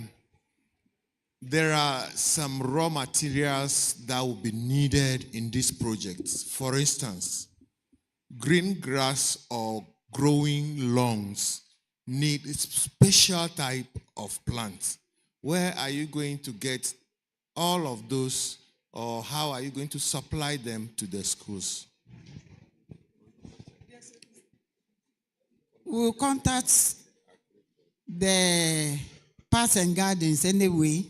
And sometimes in our homes, some children have these grasses in their homes. So we can go to the homes and then ask for those things from their parents. I think it will help us. Thank you. And to add to that, we'll also let the children bring this loamy soil so that we'll be able to plant them and carry on. Okay, so you can see that the questions want to ensure that what you are telling us is actually doable. So there should be a mechanism for someone on the ground to ensure that this is being done. If you are yet to think about that, it's okay. But we see a hand. Just one. Okay.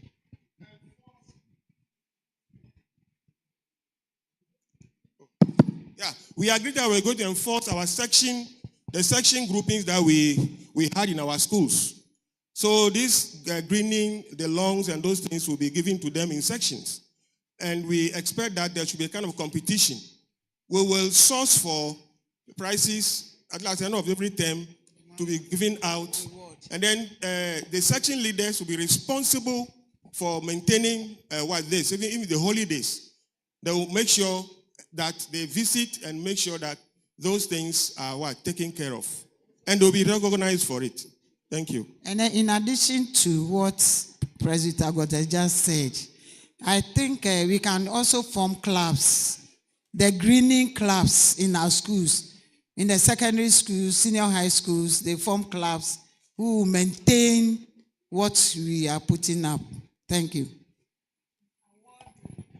We also award them according to their the best schools. Question. Okay, yes, question. Will it apply to all EP schools across the country or some parts of the EP schools? I think across the country. So how do we manage those ones in Keta area? Yeah.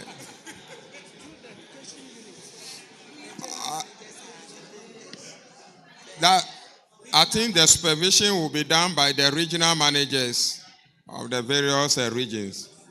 Yeah. I think we are clear. The regional managers will see to that because we have managers in all the regions. Thank you. Thank you. Also, with the help of the district pastors at the local managers at the various stations. Thank you. Yo, a round of applause for them. Oh, please, I'm on floor, please. I want to give a contribution. Okay. In our schools, we can also compose songs that has to do with environment cleanliness. We can also download ways we can clean the environment and then paste them in the classroom walls. So when children go back to the house, they are going to sing these songs and the parents will be listening to the words of the song and also learn from them. And also we can empower the children. We can ask parents to give them disposable caps, which are transparent. So we'll assist them, empower them to sow seeds and then be watering them and observe how they germinate. And at a level, they send them home for the parents to plant them at the backyards of their gardens. Thank you. Thank you very much. So those are more ideas. Actually, I believe they stuck to one because we said every group should come up with one. But those are additional ideas that we can still implement. So thank you very much. Ebdra is ready. Ebdra, let's welcome them, please. Thank you very much, our eminent presenter. The group is made up of Mr. Cyril Adajawa, Reverend Philip Achiago, and myself. In the first place, Reverend Charles Asembansa for EDRAP Group. We want to commend the eminent presenter for the excellent delivery, especially taking us through the creation story that captured everything about God's creation. We only want to point out something for recording's sake. On page 4, there is a small mix-up with the ozone layer and greenhouse gases. The ozone layer is when God created the earth and the skies, kept a layer which filters the sun rays that reaches us on earth, so that it will remove the ultraviolet rays that causes cancer and other diseases on us. But then the greenhouse gases, they capture some of these gases that accumulate in the air, and then they trap heat. They trap heat and warm the earth. and that causes the the climate change or the global warming that leads to climate change. For the record purposes, you just want to establish that. Now, our project is to sensitize EP Church congregations on climate change for individual and group actions. We want to talk to them about what climate change is, causes, effects, and control. Then this is a contribution to climate change mitigation.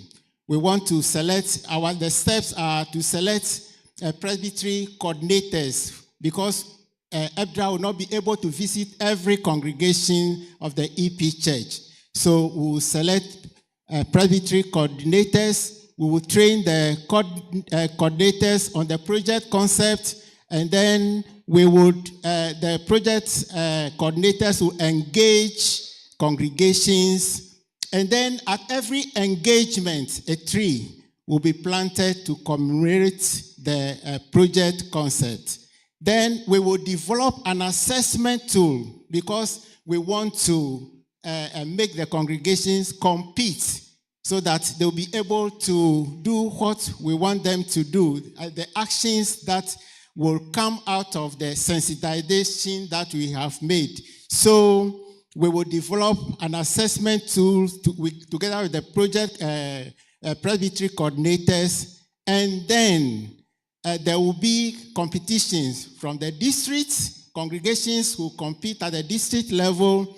Then the top 3 will compete at the presbytery level, and then at the national level for awards to be given. I believe through this, the actions will be taken from the sensitization program that we will be going through. Thank you.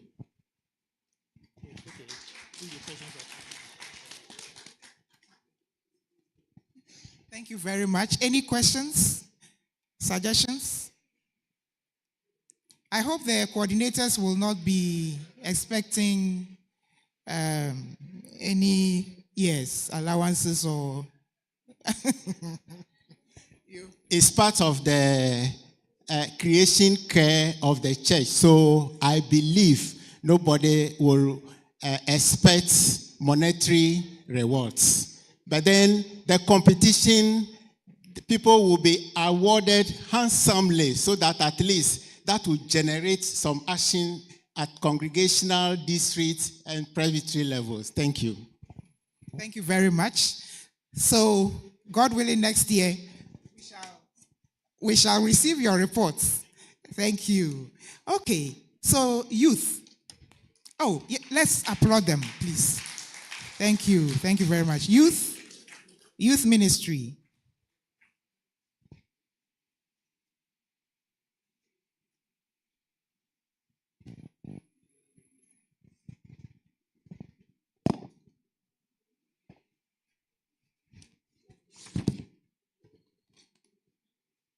Thank you, Moderator Chair, the House. So the youth front, we are looking at promoting and protecting church properties by planting trees. So we want to salvage the issues of our lands being encroached, especially when it comes to our institutions, our churches, our schools, and all institutions. The lands we have, we want to prevent or protect the lands from encroachment. So the things we want to do, our step or our action plans, first one is to create awareness. So awareness creation of our properties. So we want every congregation, everybody, if possible, in our congregations should know the properties that we have, where they are located, and, if possible, the boundaries. Then we will want to get trees or seedlings from institutions, environmental agencies, EBDRA, and other institutions that can get us, or we can get trees or seedlings, so that we will plant around our boundaries or the various land banks. Then we want to maintain the trees planted and we care for them regularly. We want to project the idea and practice to others. So when we start from, let's say, a school, then we want every other institutions of the church should also look at doing it or want to pitch the idea to them so that they can also carry it out. And the practice, not just the idea, but also the practice. So we show them the ways they can go about it. Then we would like to monitor and evaluate the project sites and report to headquarters. So we are not only leaving it at the institution or the local level, but after we are done and we have maintained everything, we want to monitor its persistence and then and report to headquarters as such. Then we will be appreciating the best locals or congregations with an award. So the one who has been able to, the congregations that have been able to carry out these projects successfully, maintain it as such, then they will be duly appreciated and awarded. Thank you.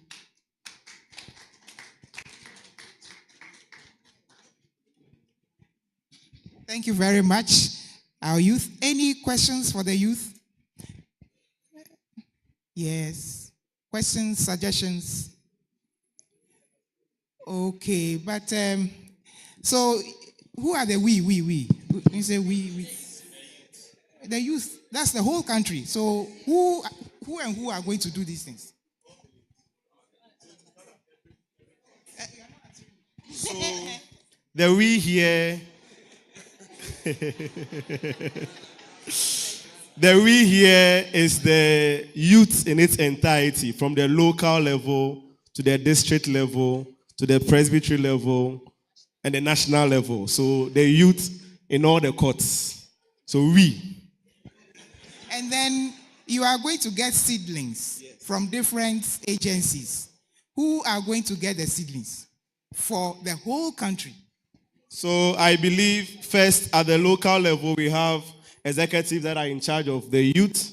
So I believe at the local level there may be agencies available that can sponsor. At the national level we have EBRA, who is going to help us a lot. So we know at the national level we can request from EBRA, but at the presbytery level, at the district level, at the local level, we may have agencies in one region or the other that we can write to, and then we can get seedlings from them. And also, to a large extent, we ourselves can also grow the seedlings as a project so that we can plant them on those boundaries. Thank you very much. Thank you. Thank you. Any questions? Okay, there's a question. Reverend Boni. You did not mention forestry as one of your sources of seed or seedling. Take note of that. Thank you. I want to ask our consultant. Doctor says this should be very minimal on capital. And you are talking of reward or awards. How do we reconcile the two? Okay, thank you. So the appreciation or the awards, even though it may not be in a monetary form, the local, the congregation may be duly recognized and mentioned in reports like the ones we have at General Assembly now. So when you open it and you see your name, a congregation there, I think you will be glad and you may want to do more. And probably even in the yearbook. Thank you. So, Doctor, I just want to appeal to them that they should start from herbs. Thank you very much. I think is it herbs? Yes, so with herbs, I believe our good youth group, EBSU, they have started something good there already, so we will continue from there. So they should clap for us for that. Yes. And as part of that activity, they were able to liaise with some of the organizations to get the seedlings. From the headquarters, we were able to also get about 500 teak trees to them to do that work. So we're already doing it. So kudos to all the youth and all the youth groups. Thank you. Thank you. God bless you. A round of applause for them, please. All right. So we now would like to listen to our women. Women? Okay, good. Let's welcome her, the Women's Program Officer and her team. Thank you.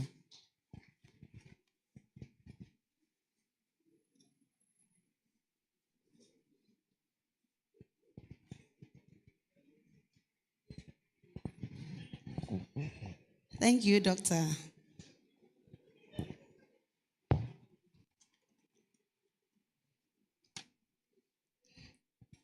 Our project is not different from all that the earlier presenters have said. We are going to give education on how to care for God's creation. By so doing, we are going to design flyers with beautiful pictures on it. Pictures of trees, lakes, rivers, entire forests, and as you can name them, rabbits and all other things. These flyers, if we design them, are going to be shared among the facilitators. The facilitators will therefore share it among the national leaders, down to the district and to the local. Now, if these flyers have been designed with, as I said, the beautiful pictures that is so attractive, it will lure the people to get closer to them and then know what exactly we are talking about, how to care for God's creation in our communities, environments, and the society at large. Now, because it has been given to the facilitators, the national president, to the presbytery district, and for that matter, the local, they are going to give reports in that order. They are reporting through the local to the presbytery, to the facilitators, and then these reports will get to me. And when I receive these reports, I am also reporting to council. So in a nutshell, we are educating people about how to keep the environment clean and then care for God's creation. Thank you. Thank you very much. Yes, I see a hand. Suggestions, questions? And another one here. So, Reverend Tete, let's start with you. Yeah, the women group, I think one of the education you can give to your people is to care for their husbands so that the rate of divorce that is going on could be minimized. Because husbands are also God's creation. Thank you.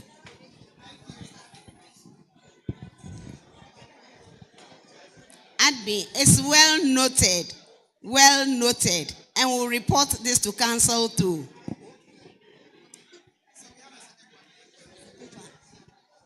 Don't ask us any hard question.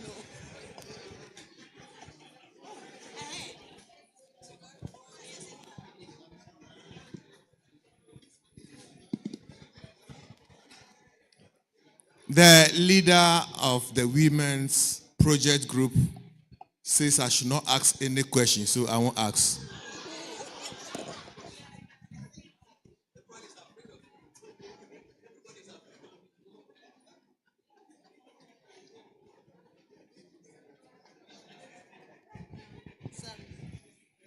It's defined as I shouldn't ask hard questions, so it's now defined.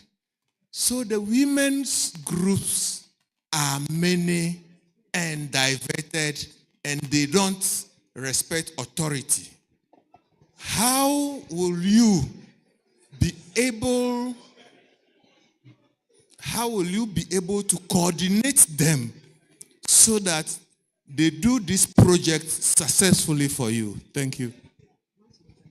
With the women's group, those who are not trying to be under the umbrella, we are going to sort them out. Yes, we'll sort them out. Just like the moderator said, there's a 10% damages. And again, the soldiers say, revolution swallows its own people. We are going to swallow them up.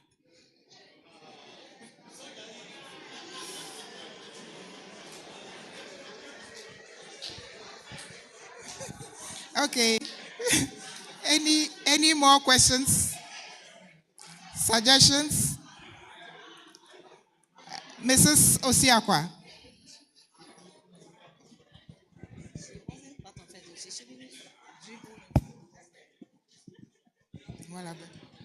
Thank you very much. I want to add that in terms of giving the education to the various congregations and others, they can also be encouraged to do this role play in the various congregations. Yes, role play, so that when they do it, they always remember that instead of me to do this, I have to do that, do this. So you can add the role play to it. Thank you very much. Thank you. Especially during the celebration of Women's Week and others, these things can be put into dramatization. Women are good at that, so that will also help in educating the women about care for God's creation. Thank you. Okay, thank you very much. The women of the EP Church are many. And so even if half of them are engaged in this, we will go very far. Thank you very much. God bless you. Thank you. So shall we now have our theologians, theological institutions, Reverend Dr. Amaglo and his team.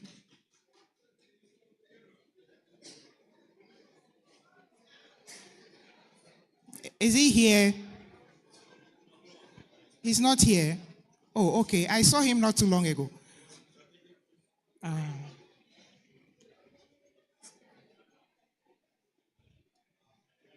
Okay, they are not ready. You were busy. Okay, understood.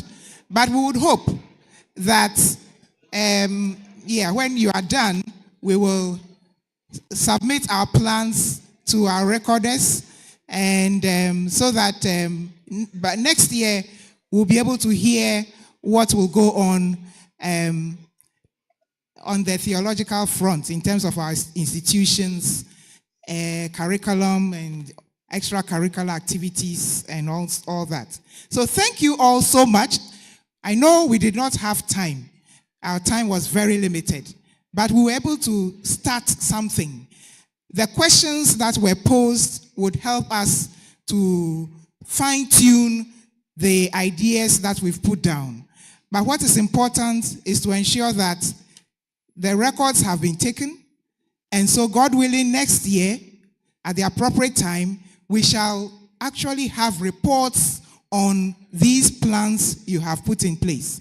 Let's also understand that this is General Assembly being held in Tamale, but we have to ensure that, with all the permission and approval given, our constituencies in terms of our groups and all that will know what exactly they are to do, so that it doesn't remain here. Implementation is what is important. Once we start, God will show the way.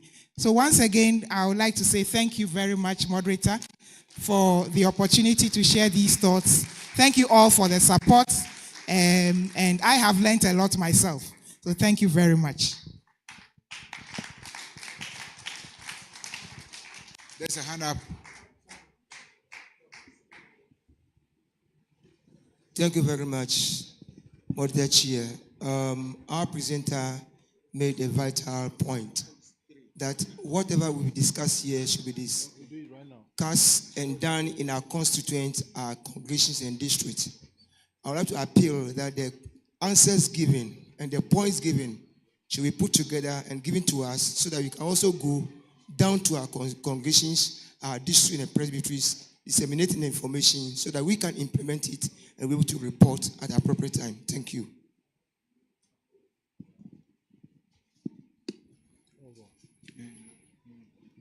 We are still waiting for you to submit your policy assignments. Out of the 9, we have received only 3 so far. So those who have not submitted, please, we are waiting. Yes, that's Osofo Domi, either to Osofo Domi or to Osofo Tete. Those who haven't submitted yet, see them and do your submission.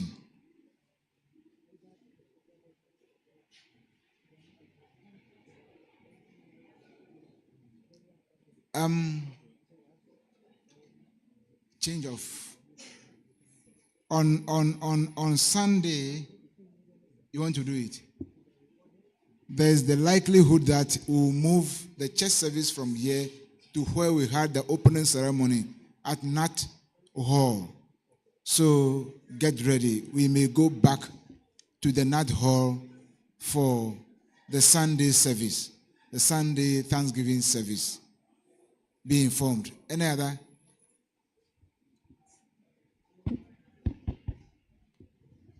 Thank you. Thank you very much, Clerk, the Moderator of General Assembly. As announced, we have determined to move the Thanksgiving service from this place to Nat Hall. And we will plead with the recorders to put in their record that for the first time, the official opening service and the Thanksgiving in Tamale was held in an air-conditioned hall. That should go into the record, please. Thank you. Secondly,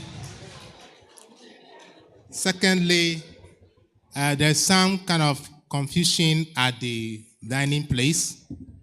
For that matter, we changed our modus operandi, how to go about it.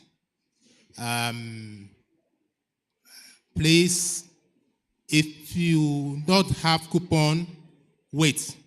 When those who are holding coupon are done, then you can come closer. 2, if you are not wearing your tags, wait. When those who are wearing tags are done, have been served, then you can come closer. These are the measures you want to put in place to control how things are done there. So your presbyteries, senior moderators will give you your coupons. Those on headquarters, they have it if Reverend Payamuka, and so on and so forth. If you are a special guest and you don't have coupon, please see me so we can give it to you. Don't forget, this evening, there will be a play that will dramatize the General Assembly theme after dinner. So please, after that, don't go. Stay around to watch that play. It will take only 30 minutes. Thank you very much, Moderator, sir. Thank you. Thank you. The groups who presented their plan or activities they will be doing over the period in anticipation, they should submit those plans to the recorders so that it will be put into the records and forwarded to the policy guidelines committee for further and better particulars. So groups, submit your plan activities for recording by the recorders. The memorial service. At this point, we will do the memorial service, and this will be done by Reverend Dr. Akoto, Sound Minister.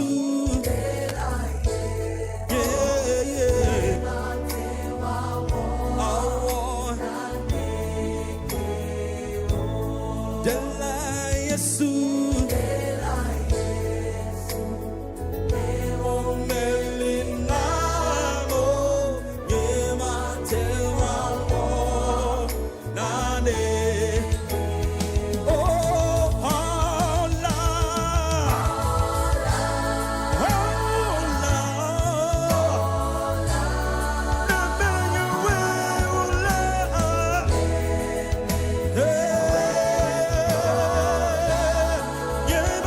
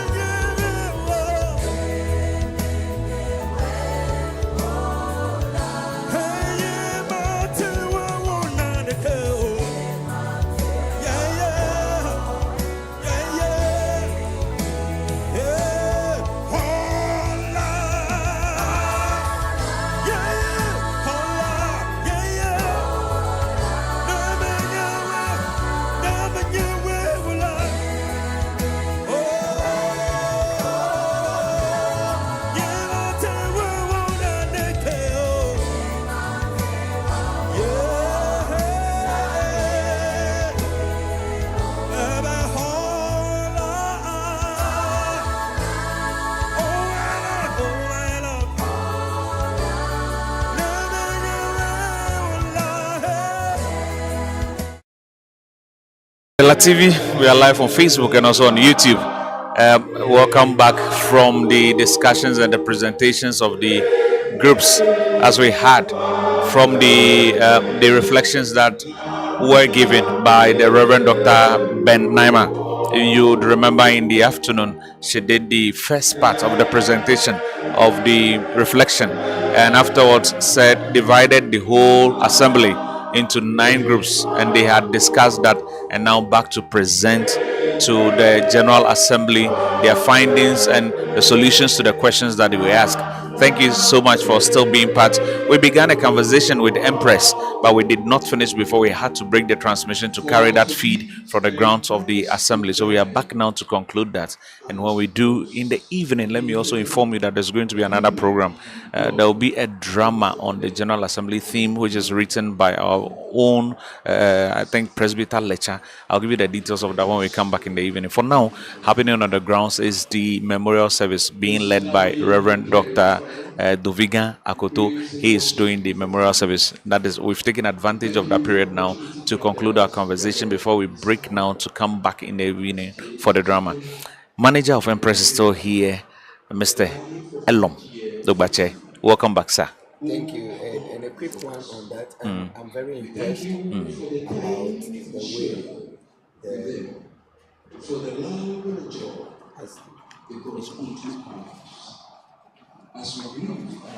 very, very impressed about the way the theme for this General Assembly has been handled. And Mumi did extremely well. The way she blended the theme with our hymns and then requiring action and implementation. And it's giving me thoughts that maybe before the next General Assembly, you may just see Empress also picking that and having our care for God's creation angle to that. So thank the General Assembly and thank Mama Bridget Dendema, my own mother, for that wonderful presentation. So if I'll put you on the spot, what do you think you want to do? Just thinking on your feet, what would you want to do as Empress as a way of caring for God's creation? Already we started something, but she's giving a different thought. So when we celebrated our 6th anniversary, we had a service at New Legon, and as part of the activities, we requested to plant a tree at New Legon district. They've gotten back to us. They've given us the spot where the tree will be planted. But this presentation is giving us more to think about, but not just planting the tree, but doing more. So we will get to that. And yes, so that is what you have already done or initiated. Yes. And it looks like every other person is planting trees, flowers, and grass and all that. What would you do differently, manager? That's what I'm saying. I will that get you back go to back to. I want you to give me an answer on your feet. There are 1,001 and they have Exactly. financial implications. Exactly. And so when I look at the strategic plan up to the end of the year, it does not include that. Okay. So my budgeting cycle starts next month, and definitely there'll be something. And please, your host is also God's creation, so you can care for me. As a way of caring for God's creation. Actually, we are caring a lot for God's creation. We're giving them a lot of money to do their activities, but we'll do more. Thank you. Yes, we were on your achievements so far. I think we had done that, or So we're we have still talked on. about the financials. Yes. But like we were discussing earlier, it's not just about the financials. What impact is that financial doing? And so you earlier one asked whether if you are a congregation and you are doing a project, you can just approach Empress. So yes, we have a service we are calling the congregational or group loans. As I was saying earlier, we realized that it takes us a long time to complete our project. We are saying that plan it properly, have it costed, have the phases that you want to implement the project. Prior to that, once we know that, and it's one key aspect of what we do is the business advisory part of our business, which is not actually something that you are paying for, but because you are a member, we engage and give that for you for free.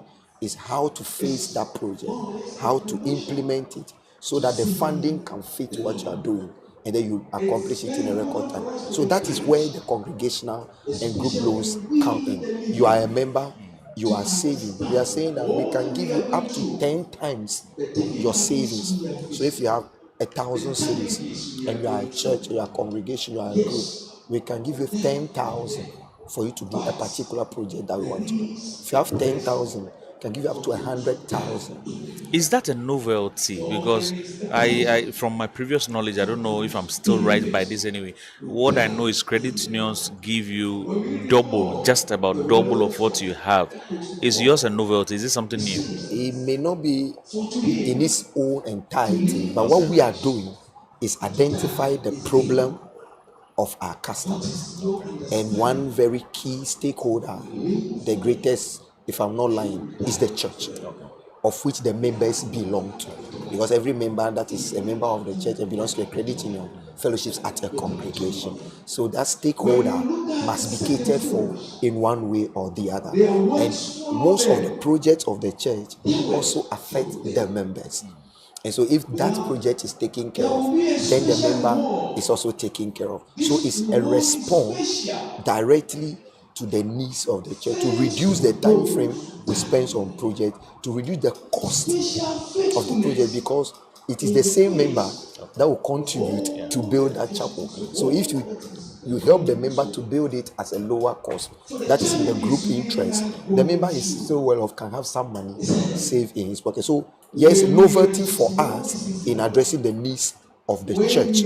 So we are breaking those bounds, but we are putting it enough safeguards so that the money is paid. And on our groups and congregational loans, we have had 100% recovery. As we speak. I wanted to ask if you are sure a group that has been able to save only 10,000 and you are giving out 100,000, So how long would it take let's talk for them about to pay and all that? some Okay. of the ones that we have already done. All So right. you know Jericho District. Yes. So Jericho District wants to build an ultra-modern children complex, and so they approached the credit union. They took over 110,000 Ghana cedis. And you just need to see the level of work. And I pray that the slides will be ready and they can show the one for Jericho District.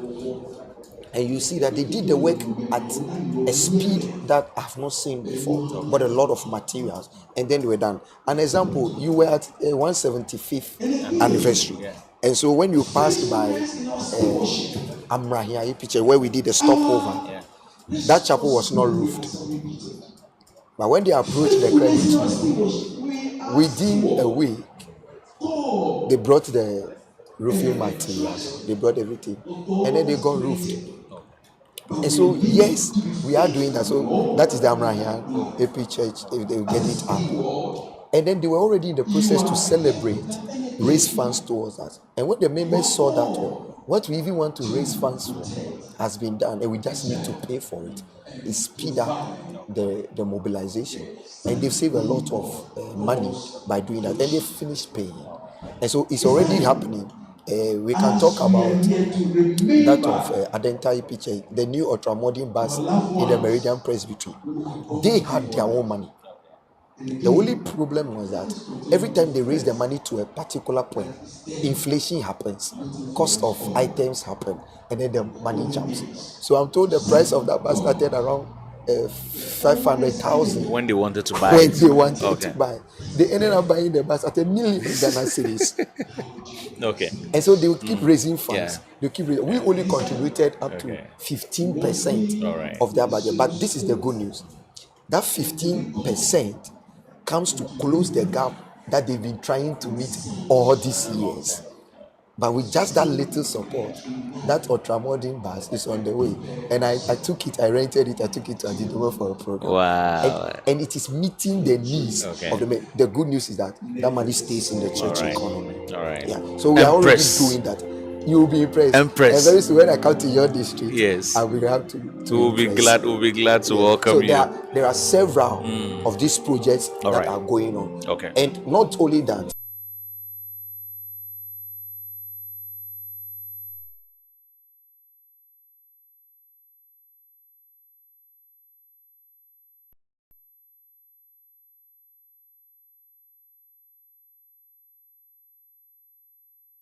Ejo kenye la menu fefe ache yo nyembe da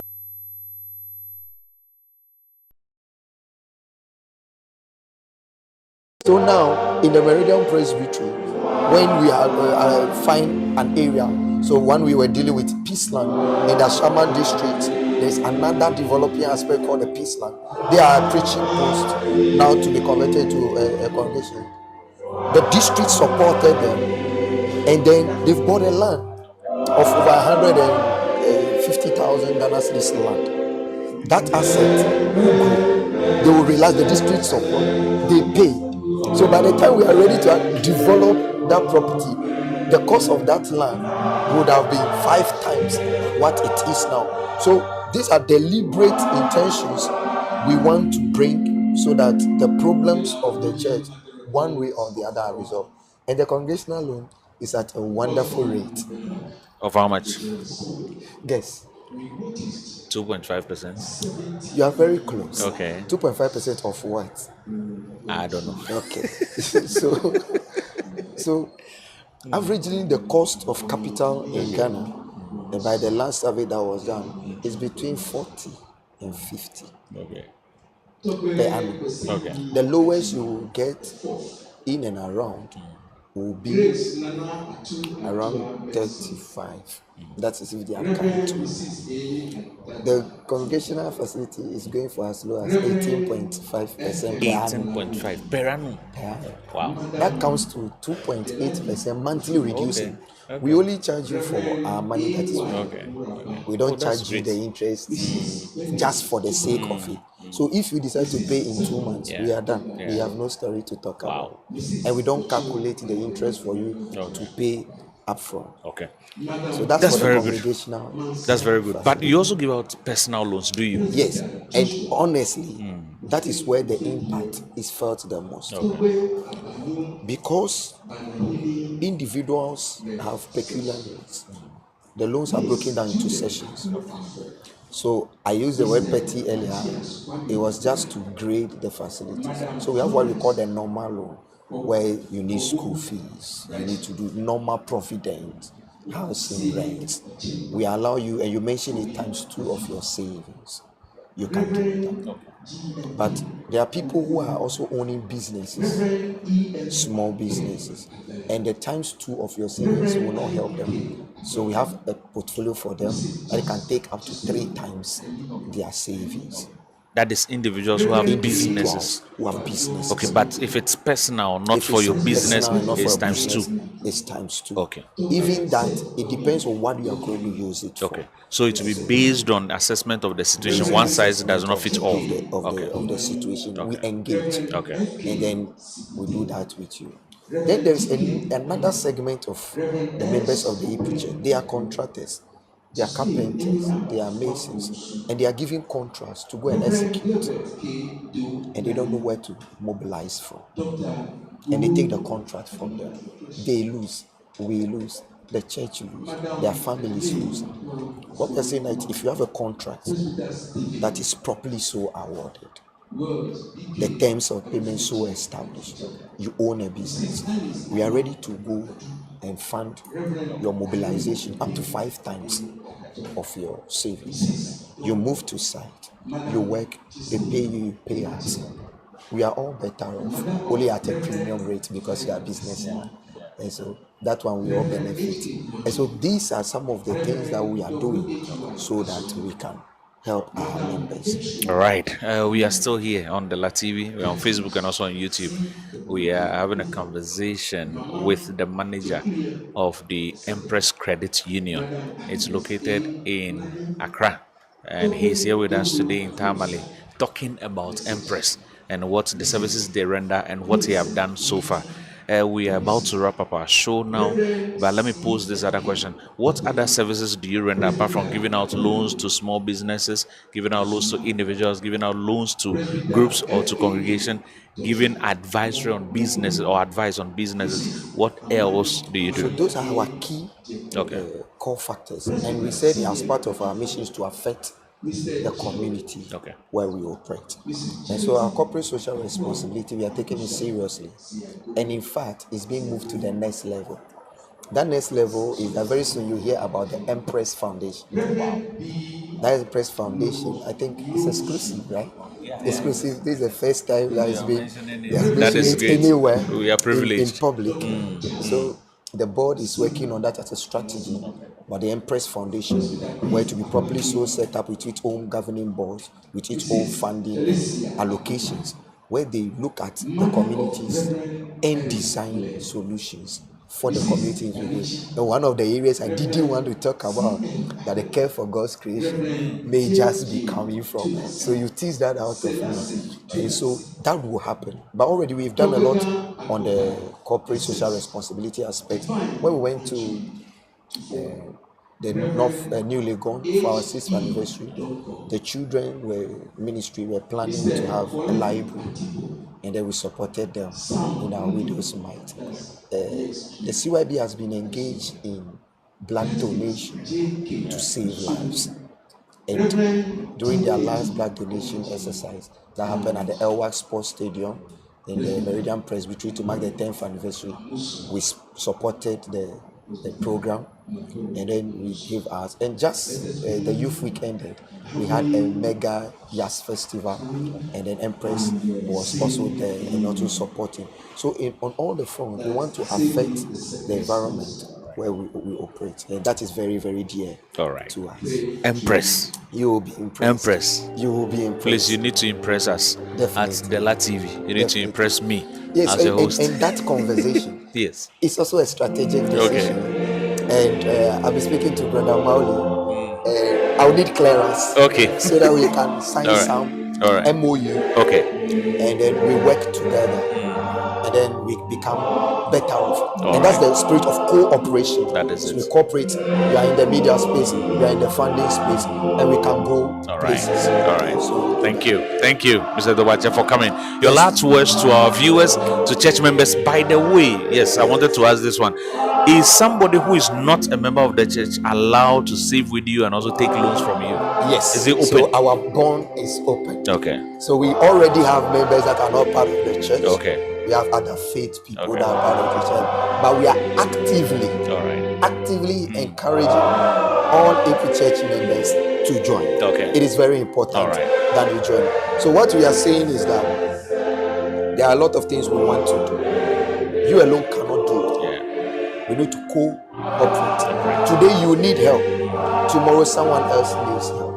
When we come together, pool our resources together, if 1,000 people can do 2.6 million in six years, you can imagine what 10,000 of us can do when we are 10 years and want to tell the story of Empress. So I'm encouraging all of you. You can reach Empress Cooperative Credit Union, the manager, through 02071 46 142 0207 146 142. Call us, WhatsApp us, visit our social media handle, Empress CCU. Leave us a message, send us an email, empressgroup@gmail.com. We will respond. I want to say a very big thank you to the members of Empress Credit Union. We say we are proud of you. You are the reason we are telling the stories we are telling. And then we are glad that you decided to step on this road with Empress. We want to say a big thank you to our board. I didn't talk about my board. My board is made up of a very seasoned group of people, headed by Reverend Daniel Tovio, the board chairman, the secretary, Mama Jifa Tetevi, the treasurer, Reverend Zente, the secretary, Mama Antoinette, the board member, Presbyter Alo John. And these people have been of immense support to the growth of the credit union. I say thank you, the board, my staff.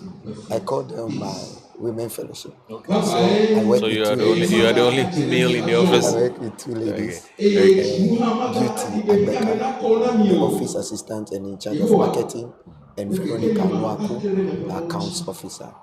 All our ambassadors, people who work for us as volunteers in our various congregations for free. We say thank you very much. Thank you to the EP Church, the Meridian Presbytery, the moderator and his team that started it, Reverend Mevenku, who moved this idea the business committee that worked on it initially. And there was one person, I will not tell the Empress story without mentioning, the late Mr. Bonto, who served as the first secretary to the Empress. May he so rest in peace. Mr. Bonto will keep the torch burning, and then we will do this also in an outfield. Thank you very much. Thank you so very much, Manager, for coming. God bless you for passing through. That has been Mr. Elo Dogwaji, who is the manager for the Empress Credit Union. They say Empress, you will be impressed. God bless you for passing through. Now, viewers, we'll take a break now. Like I told you earlier, we are having the memorial service, which is being led by the Reverend Dr. Dovigan Akoto, the Synod moderator for Southwest Volta Presbytery, I believe.